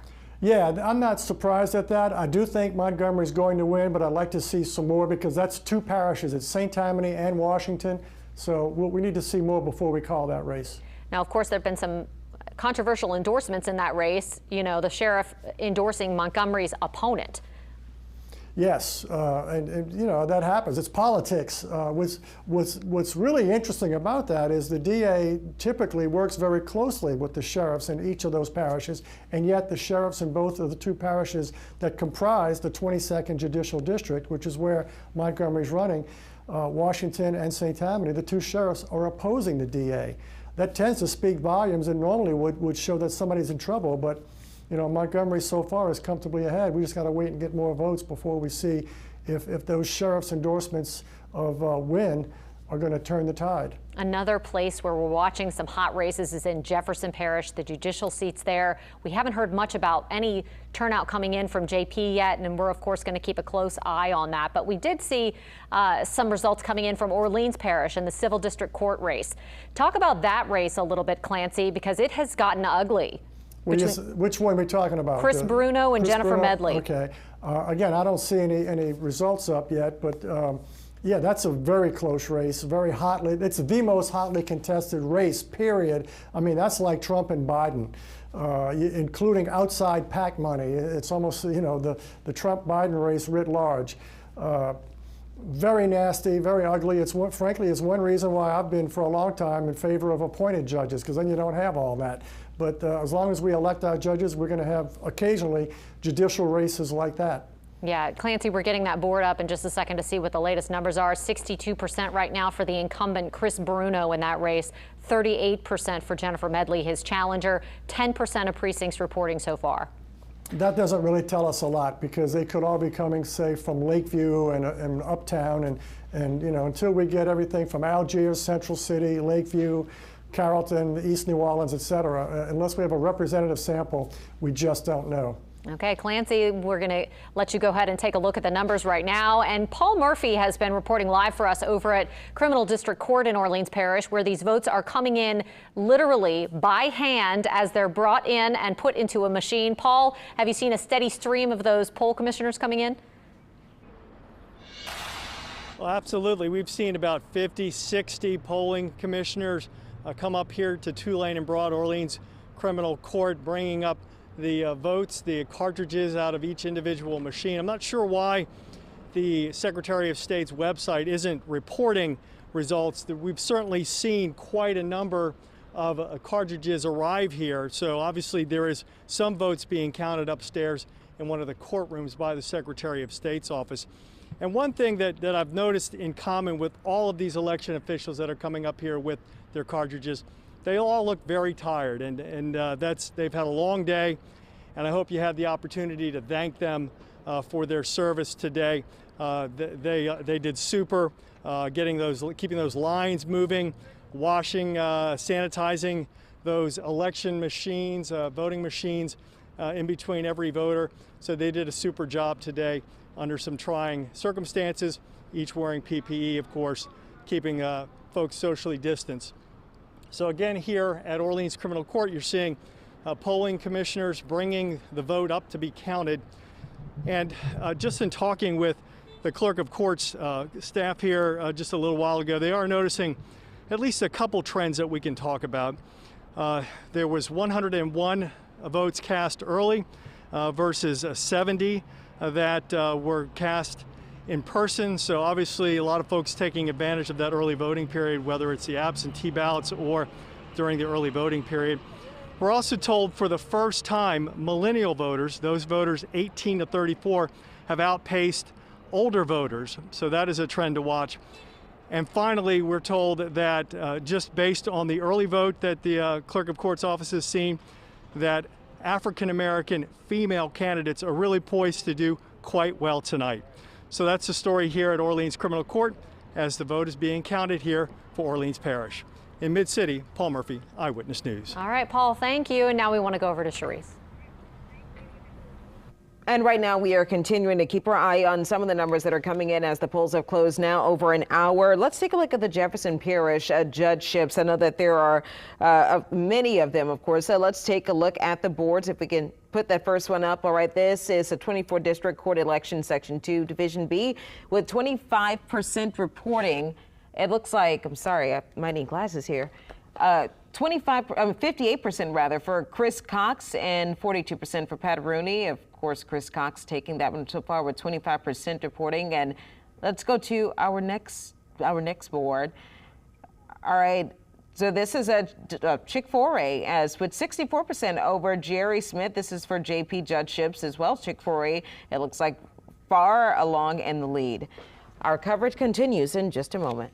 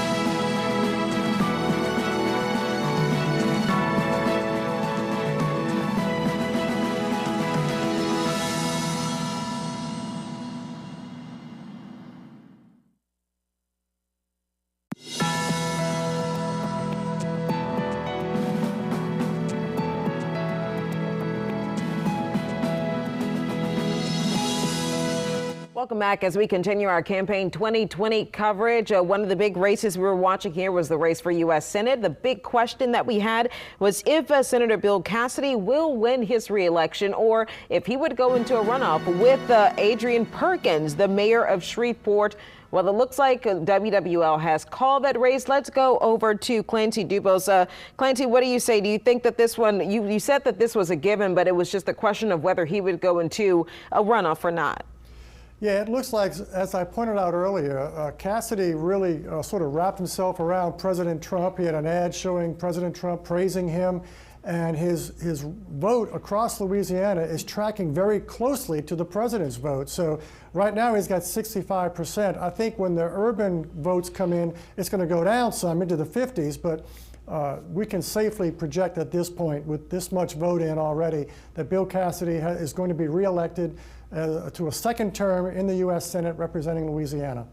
And WWL, we're also projecting Cedric Richmond winning his reelection for the House seat as well. Two races that we pretty much, for the most part, you said that this is no surprise. You think that this is where it was supposed to go? Yes, as I said a minute ago, I think Cassidy's vote would go down from 65% into the 50s. I expect Richmond's vote to go higher. This is the vote outside of Orleans and Jefferson, which is Richmond's base. So when all those votes are counted, he'll be safely back in office as the congressman from Louisiana's 2nd Congressional District. We've also projected Steve Scalise, again, easily winning his reelection bid for the House seat. Yes, that's an easy one to report. Again, a very conservative district, and Scalise very safely ensconced there. Those races, we could have called those yesterday, but we just want to see the results, of course.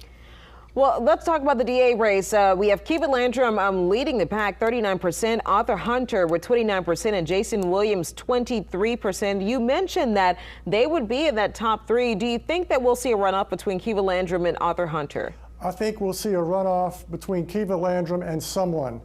There are still plenty of votes. 85% of the precincts are still out, so there's a lot of vote yet to come in. And we don't know where that 15% is coming. For example, it's probably not coming much from Algiers or East New Orleans. If it's coming heavily from Lakeview, that looks really good for Landrum because she is going to get a good vote both in East New Orleans and I think in Central City. But it remains to be seen what Algiers does and what the rest of the city does. So I'm not going to call this one until I see close to 50% or even a little more, depending on how spread out the returns are at that point. All right, that was a highly contested race. Let's go over to St. Tammany now, where we're talking about the DA race there. Incumbent Warren Montgomery facing attorney Vincent Wen. Montgomery up 64%. Montgomery was first elected in 2016 to replace indicted former DA Walter Reed. Yeah, so here we see now a little more than half the precincts in, and Montgomery safely ahead with 64%. He looks like he's going to win that one. I don't want to make it official, but I'm real close to saying it because, again, I'd like to see what the spread is, if I can see the precincts and which precincts are out, but I suspect that Montgomery's running pretty well across the board. So it looks very much like he's going to get reelected tonight. Well, let's go over to some of the state amendments. One of the most controversial amendments, Amendment 1, it looks like we have 67% yes to that, 33% no. No surprise there. Louisiana is a staunchly conservative state, very highly Catholic, Christian, and evangelical. That's a pro-life vote, and that's what you're seeing right there. All right, Clancy Dubose joining us, of course, as these election results continue to roll in. We, of course, will keep you updated here and online at our website, WWLTV.com.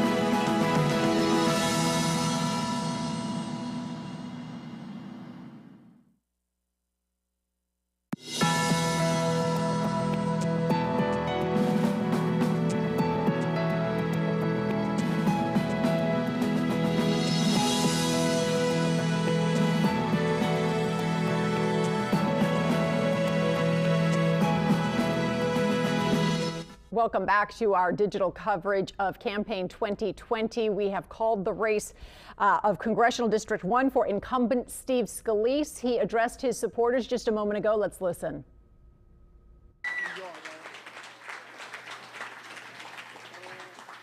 How y'all doing?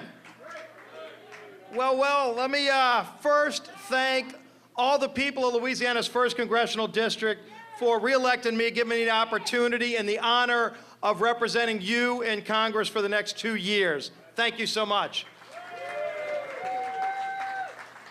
You know, this last 2 years has been very, very busy. We've done a lot of traveling around the country, of course going to Washington to represent you, but just in the last few weeks, I've been to nearly 20 different states working on behalf of the president, as well as for so many other candidates all around the country. And just to get around and see what the rest of the country looks like, what the attitude is, the feeling, the love that people have for this great nation, it really gives you a warmth in your heart, but it also reminds you just how great it is to be from Southeast Louisiana. So thank y'all again for sending me back for another 2 years.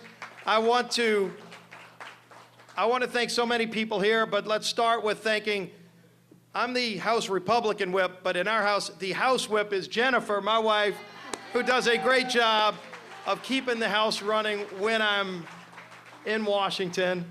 Of course, through the commercials, you get to see the growth of now my high school daughter, Madison, who's 13 now, and Harrison, who's 11. We've seen them grow up before our eyes. She was just a little baby when I got sworn in. Harrison was an idea, and the family's grown. But the things that we've been able to work on and fight for in Washington are really the things that drive what we do. And we love this country, but we know the challenges that we're facing.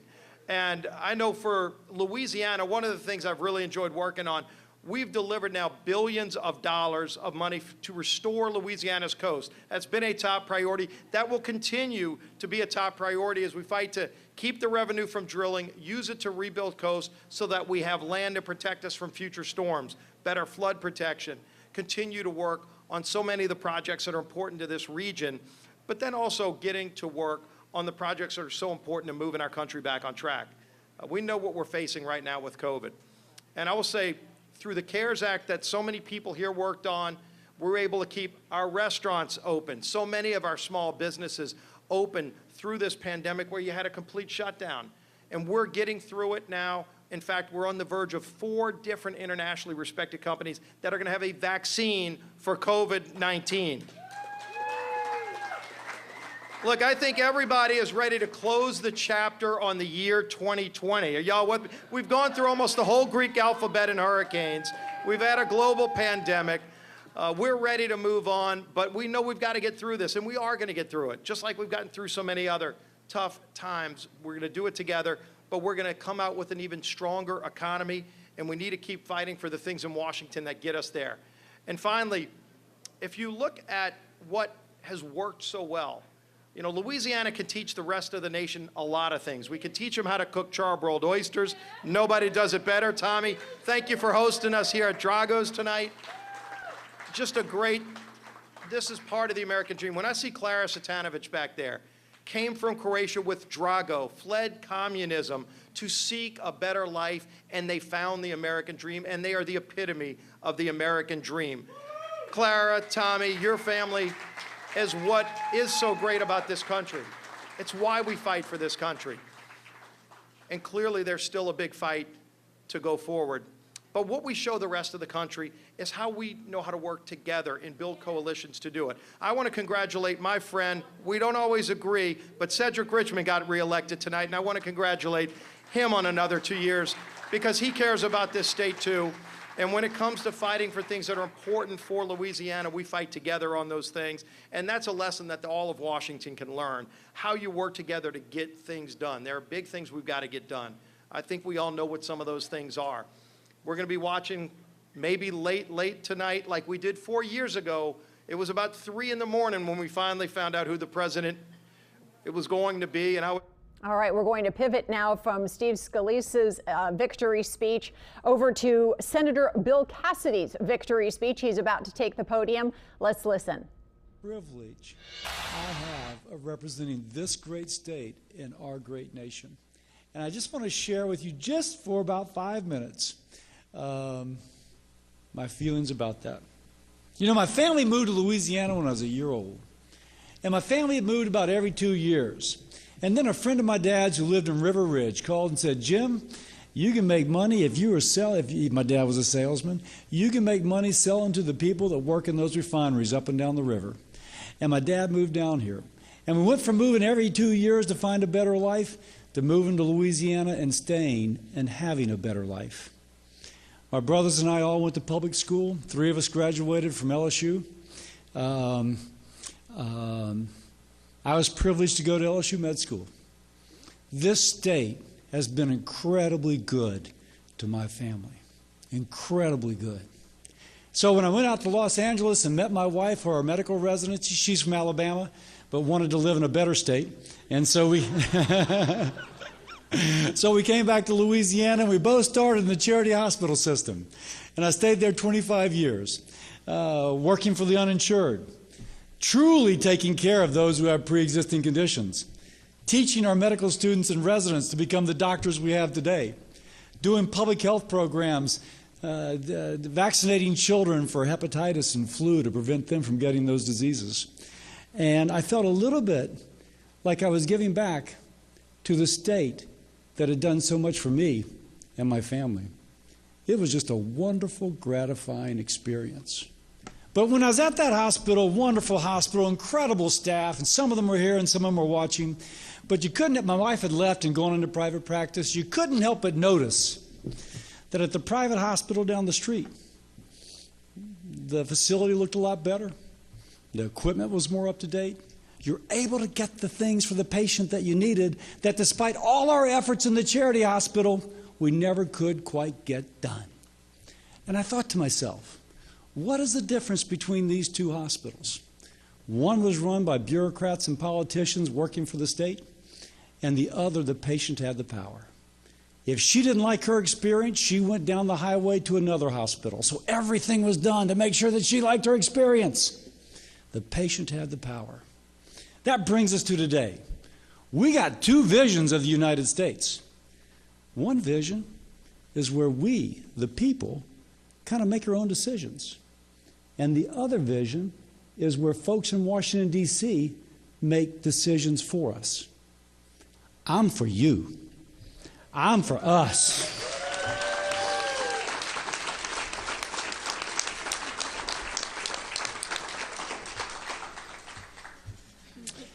And we can see how that plays out.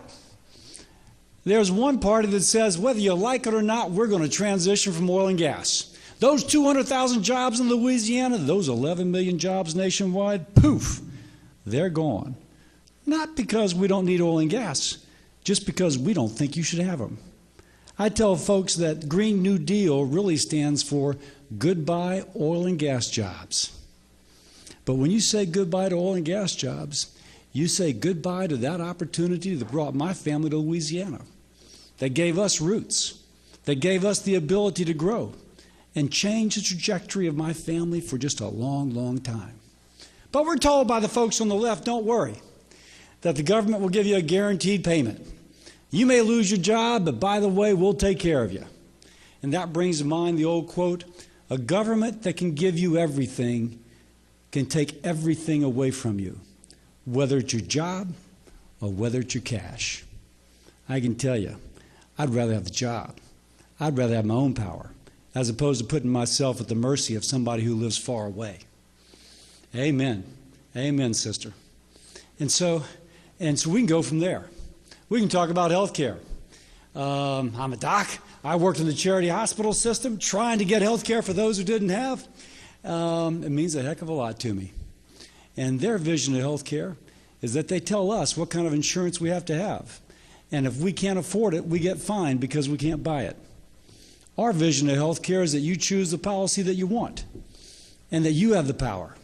And it's not profits going to insurance companies and pharmaceutical companies and hospitals and others. It's the patient who's taken care of first.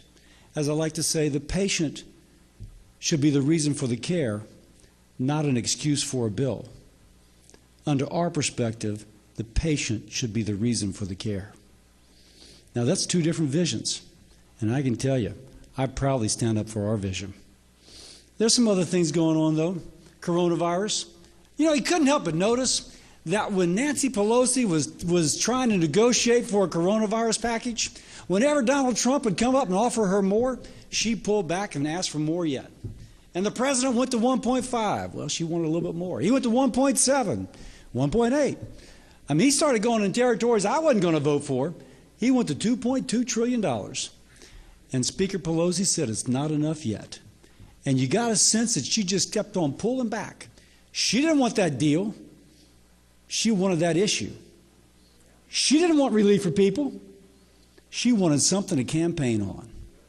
And so when Republicans put up a package in the Senate that would have provided for folks who are unemployed, taking care of those small business folks, more money for education to adapt to coronavirus, more money for testing, and more money for vaccine, every single Senate Democrat voted against it. Democrats wanted an issue to campaign on, not a problem to solve. Amen. Now, I will tell you, I'm a problem solver. I don't go to Washington to have something listed on my obituary that he was a senator. I went to Washington to try and do something good for my state and for my country and for the citizens of both.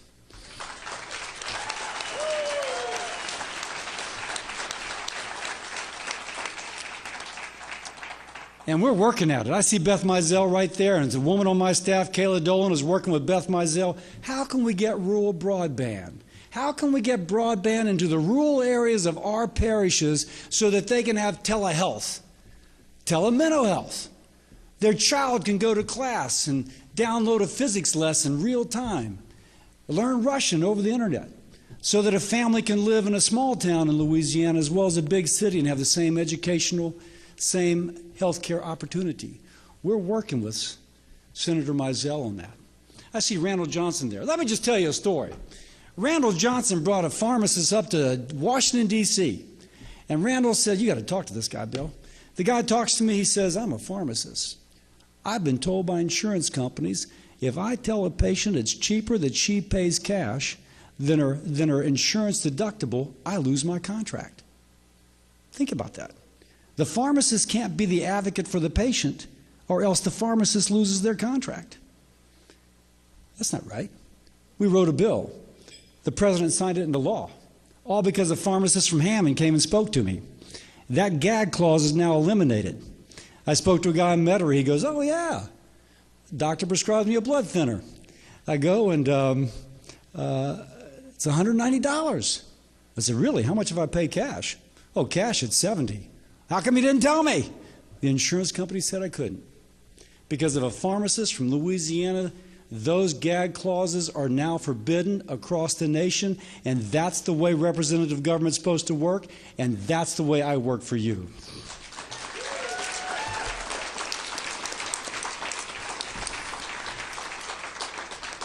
Now, I'm like President Trump. I'm like way off my script. But let me close with this. Their agenda is higher taxes,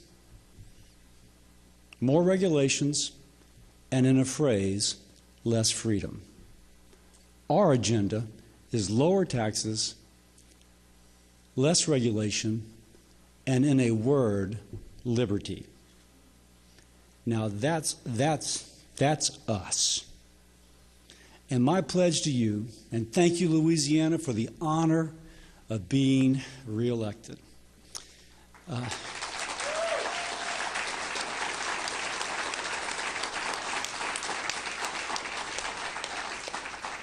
But my pledge to you and to the folks watching is that I will continue to do my best to work for the people of this nation, to work for the people of our state, to make this state and a nation better for now, better for us, and better for every American who comes in the future. Thank you all very much.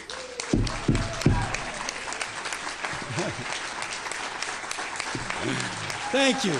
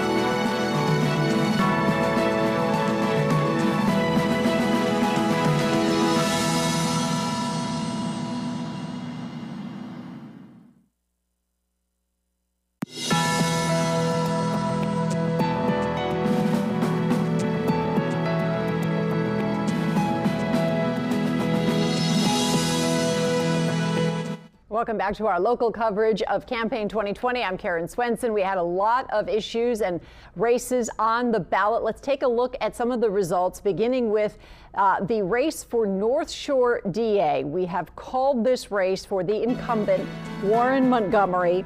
He is projected to have beaten Vincent Wynn. This will be interesting because Vincent Wynn had the endorsement of Randy Smith, the sheriff. So it'll be interesting to see in the future how this impacts the DA-police relationship there on the North Shore. Warren Montgomery defeating Wynn handily. In the Orleans DA race, this has been hotly contested. You've got 4 people vying to succeed. Leon Canizero, 3 former judges, and City Councilman Jason Williams. So we'll take a look at those numbers right now. Kiva Landrum and Arthur Hunter on top, followed closely by Jason Williams, who we've mentioned has been under federal indictment, and then trailed by Morris Reed. And let's take a look, if we can. We're going to go over to Baton Rouge. One of the things, the Secretary of State's office has been highly scrutinized throughout this election and the early voting election. Danny Monteverdi has been covering the story. He joins us now live.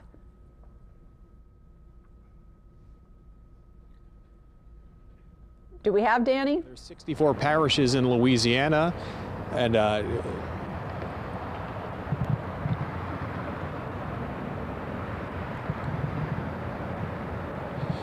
hey, Karen, if y'all can hear me down in there in New Orleans, it's a bit of a busy night here in Baton Rouge at the Secretary of State's office. There are 64 parishes in Louisiana, 3,934 precincts, and right now 3,187 have come in, and so far that's for about 1.6 million votes.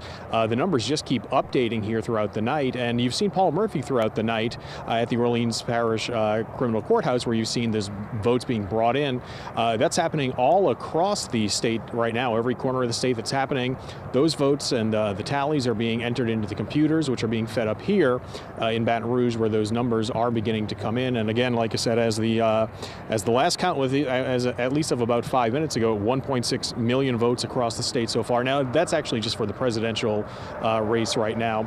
But again, that's what's happening right now, is they are collecting all those votes from all those parishes and all those courthouses around the state, and that work is going to continue throughout the night. They say as long as they need to and as late as they have to stay here to get all those votes in. Back to you in New Orleans. All right, Danny, thank you very much.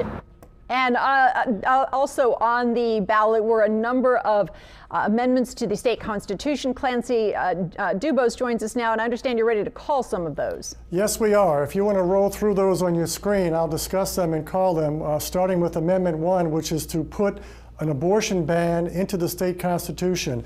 Now, this one is, we're projecting this will pass. Louisiana is a very staunchly pro-life state, and a yes vote is a pro-life vote. Now, this amendment only kicks in if the U.S. Supreme Court throws out or overturns Roe versus Wade. Until then, it's just a placeholder. So that one passing very easily, 65%. Now let's go to Amendment number 2, which deals with assessment of oil and gas wells. It determines their fair market value if they are producing, and this is one that is passing. Let's go to Amendment 3, which deals with the rainy day fund for disasters. Again, with about 83% reporting, this one also looks like it's passing, and I would project that as passing as well. Amendment 4 is for the State General Fund. It's a spending limit, and this one, again, with 55%, we're going to call that one passing. Amendment 5 might be the only one that fails, and it's failing pretty handily. This is one that allows manufacturers to get a big tax break in lieu of taxes, and it's failing, and a lot of people oppose that, including me. So Amendment 6 and 7 both look like they are passing. A homestead exemption income increase. In other words, it lets people into the middle class, not just poor people on a fixed income, get a property tax break. And then Amendment 7 is to put unclaimed property in a trust fund, and that's passing overwhelmingly. Thanks so much. Please stick around. I will.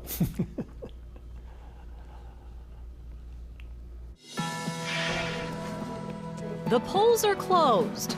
The ballots are being counted.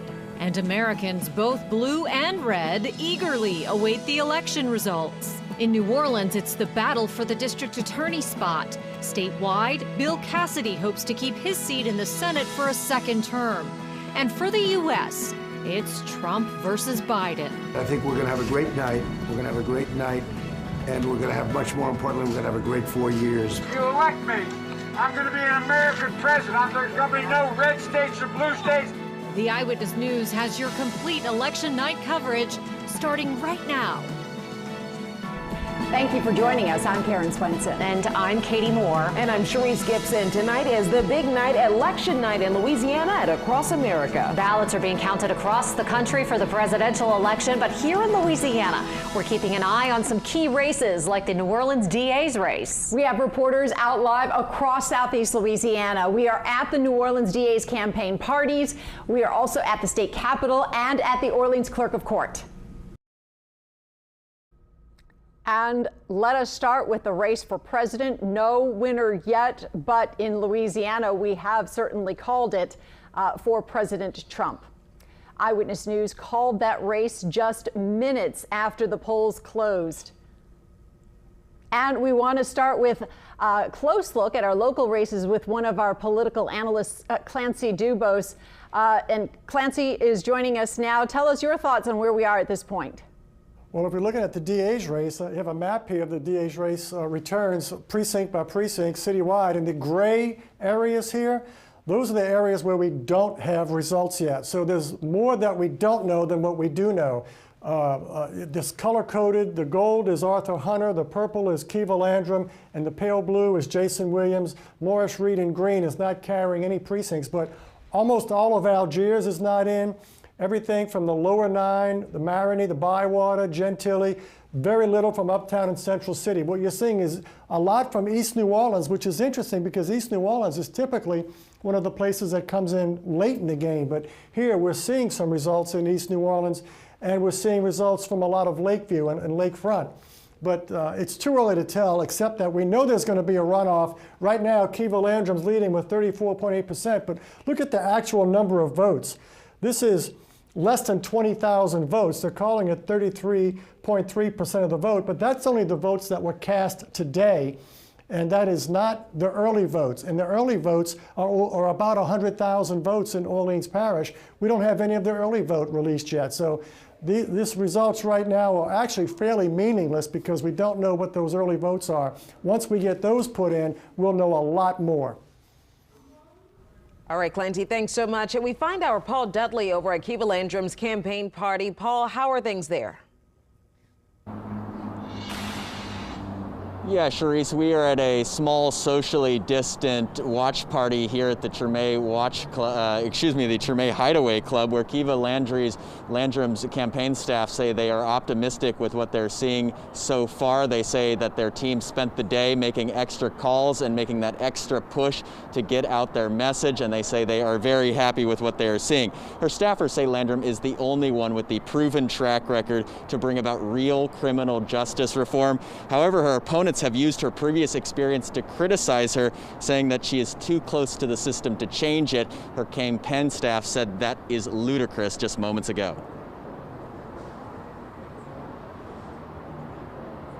She is the only candidate that was a prosecutor at state courts. She tried over 100 jury trials. And the irony of it is her opponents tried to say her experience was a negative. How can it be a negative when you have the experience for the job? And she actually served as the chief prosecutor when Eddie Jordan left the office. Her opponents are obviously going to challenge anything about her record, but the truth is that Kiva went to Ursuline Academy, Washington University, Tulane Law School. She has a great value system.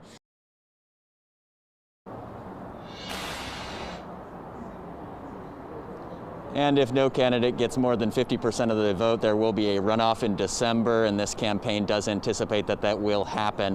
Kiva Landrum is here. She is here with her family. She's been talking to people all night. She said that she will talk to us once some more of these results come in, and we will be sure to bring that to you as soon as we have it. That's the very latest live in the Treme tonight. I'm Paul Dudley, Eyewitness News. Back to you. Okay, Paul, thank you. And as we mentioned, one of the key races that we're keeping an eye on here in New Orleans, as Paul just talked about, the DA's office. We want to go to Mike McDaniel. He is actually with Jason Williams at this hour. Mike? Hey there, yeah, Jason Williams said this was going to be a fight at the very beginning of his campaign, and he is now literally bringing it to the ring. Take a look. We were at his watch party at the New Orleans Boxing Club. Jason Williams is here, and he gave a speech just a few minutes ago talking about his campaign and why he's in this race. When it comes to the current numbers showing him trailing the lead, he says the results are, quote, with the judges. That, of course, a boxing term. This is a big race here in Orleans Parish because the seat for district attorney is wide open after current DA Leon Canizero decided he wasn't going to run for re-election. That opened the door for some closely watched campaigns from Williams and his competitors Kiefer Landrum, Arthur Hunter, and Morris Reed. Williams, of course, is a current city council member who has really pushed his campaign on criminal justice reform. A big cloud, though, over his campaign is that federal tax indictment on nearly a dozen counts of tax fraud. Whoever does win this election, there could potentially be some major changes in the DA's race. Supporters are filtering in slowly, just kind of ready to see what's happening with this campaign and ready for the results to come in. Of course, Jason Williams wanting to pull out a knockout, if you will, in regards to this election, but the hope now is to be part of a possible runoff. So we'll wait and see what happens. Reporting live from the New Orleans Boxing Club, Mike McDaniel, Eyewitness News. All right, Mike, thank you very much. Let's take a look at some of the congressional seats. Representative Steve Scalise will keep his seat for 2 more years. Our Devin Bartolotta joins us live from Drago's in Metairie for Scalise's campaign party. Well, the owner of Drago's here is one of Scalise's close friends, and there is certainly a celebratory mood here as he is surrounded by his family and friends here. The congressman thanked everyone for their support, and he also declared victory right around 9:15 alongside his family on stage. This will be the congressman's 7th term. Of course, there was a lot of talk about COVID tonight. I want to talk a little bit about the precautions that they took in place to have this reception here. Our temperatures were taken right when we walked in the door, and there are signs everywhere reminding people to mask up. In addition, there were even compliance officers walking around making sure that people had their masks on when they were not eating or drinking.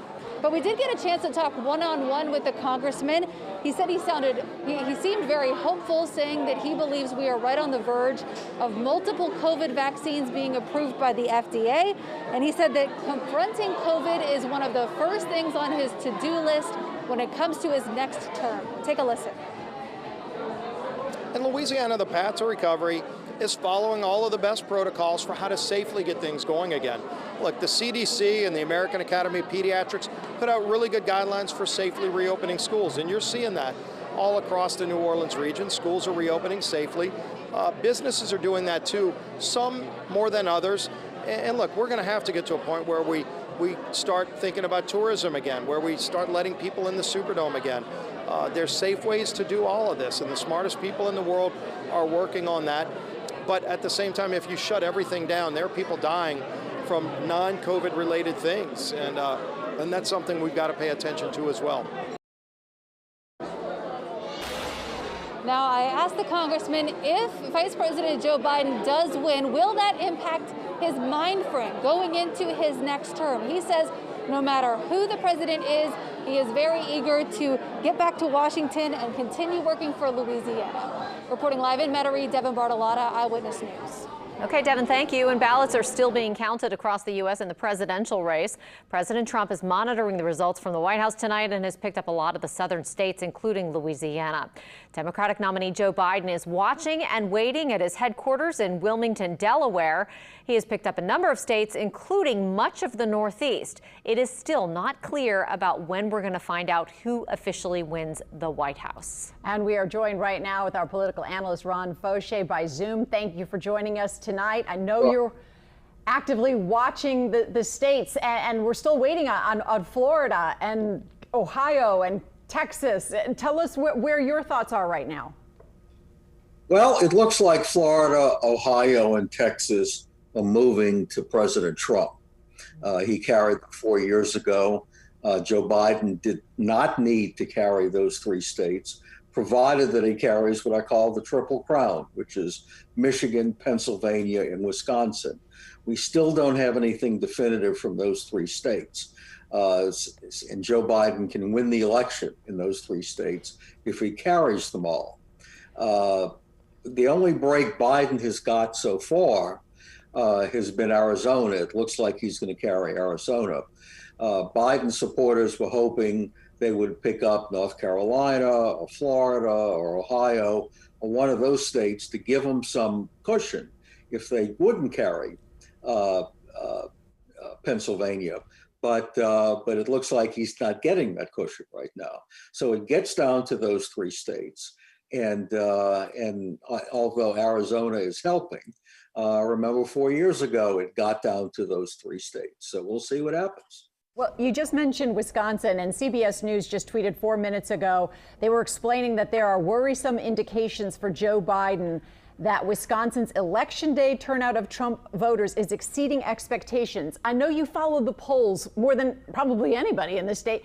Were the polls off in terms of kind of taking into consideration Trump's ability to close it? Well, the polls showed that that Biden would win Wisconsin. They were pretty consistent about that. And so if Biden does not win Wisconsin, you know, the answer is yes, the polls were off. And, you know, you might be able to make the case, as could be made 4 years ago, that that the shift to Biden occurred after the polls were finished, because most of the polls were taken, you know, and closed down, you know, a couple of days ago or several days ago.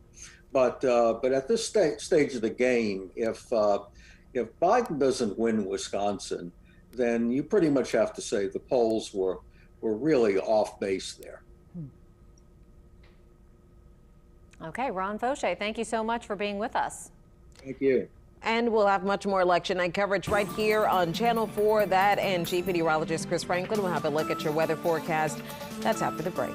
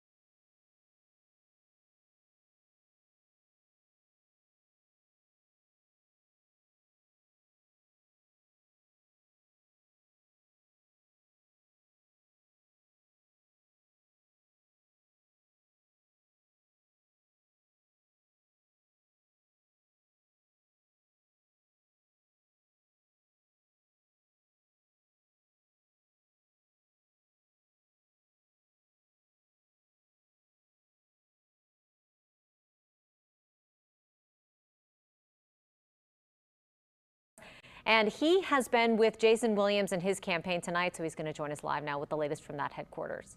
Mike? Yeah, and we're checking back in with you because we actually have the candidate himself. Jason Williams is here with us. I appreciate you chatting with us. You know, you talk an awful lot about, in your campaign, about reforming the DA's office, making it work for New Orleans. What is it about the current office that isn't working for New Orleans? You know, it's a matter of priority, right? The current DA's office believes that winning every single case means giving the most time and prosecuting the most cases.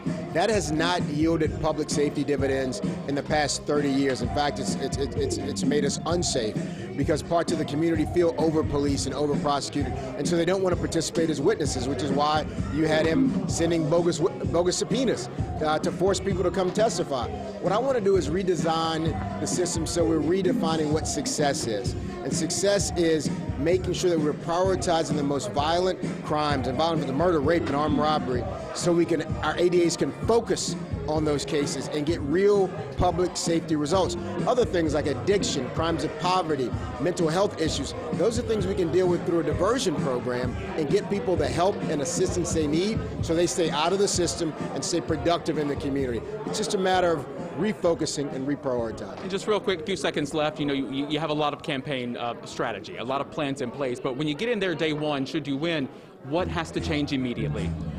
The culture, right? We have to make sure that everybody in that office realizes this is not a win at all costs. We have to follow the rules to enforce the law. We can't break the law under the guise of enforcing it. And we have to make sure that it is a fair, equitable system for everyone, regardless of what neighborhood they come from. That type of equity, that type of protocol will make sure that we have a system that works for everybody. Jason Williams, candidate for Orleans Parish DA, appreciate you being with us. Good luck tonight, and thanks for letting us bombard your night. And of course, a lot of supporters are down below us. You can't really see them because we're up on an elevated platform here, but all of them just excited about tonight. Back to you guys. Mike, thanks so much. And today in Orleans Parish, things ran pretty smoothly. Let's check in with Paul Murphy. Paul, is that what you're hearing as well? Well, good evening from Orleans Criminal Court, where a little more than 50% of the Orleans Parish vote has been brought up here to the courthouse to be counted. All throughout the evening, we've seen polling commissioners with little packets that have the cartridges from each individual machine being brought up here to be counted by the Secretary of State's office. Now, joining us is our chief election official for Orleans Parish, Orleans Clerk of Court, Arthur Morrell. Can you talk about turnout, sir? Turnout was pretty good. The early voting was almost twice as many as the turnout today, which is good. We expected about 10,000 more added to what we know so far. So the turnout was very good. So you're saying somewhere around 70%? Yes. And what are some of the trends that you're seeing? We have more younger people voting. More people who have never voted in their life have registered to vote. And some who haven't voted in years have voted today. So people are getting more and more enthused about the elections and what's on the ballot, and they want to speak through their vote. And we're seeing some of these criminal judge and civil court judge races pretty close. Yes, they are, and there's a lot of females running for judge. I mean, there's a lot, and there's a lot of competition right now, and no one so far has a clear victory, even the incumbents. Thank you very much. Arthur Morrell, Clerk of Court, the chief election official here in Orleans Parish. And again, we are still waiting for about 50% of the vote to come up here to the courthouse to be counted. That's the story from Orleans Criminal Court. Paul Murphy, Eyewitness News. All right, Paul, thank you. Now back to the hotly contested DA's race in Orleans Parish. We find our Paul Dudley over at Kiva Landrum's campaign party. Paul?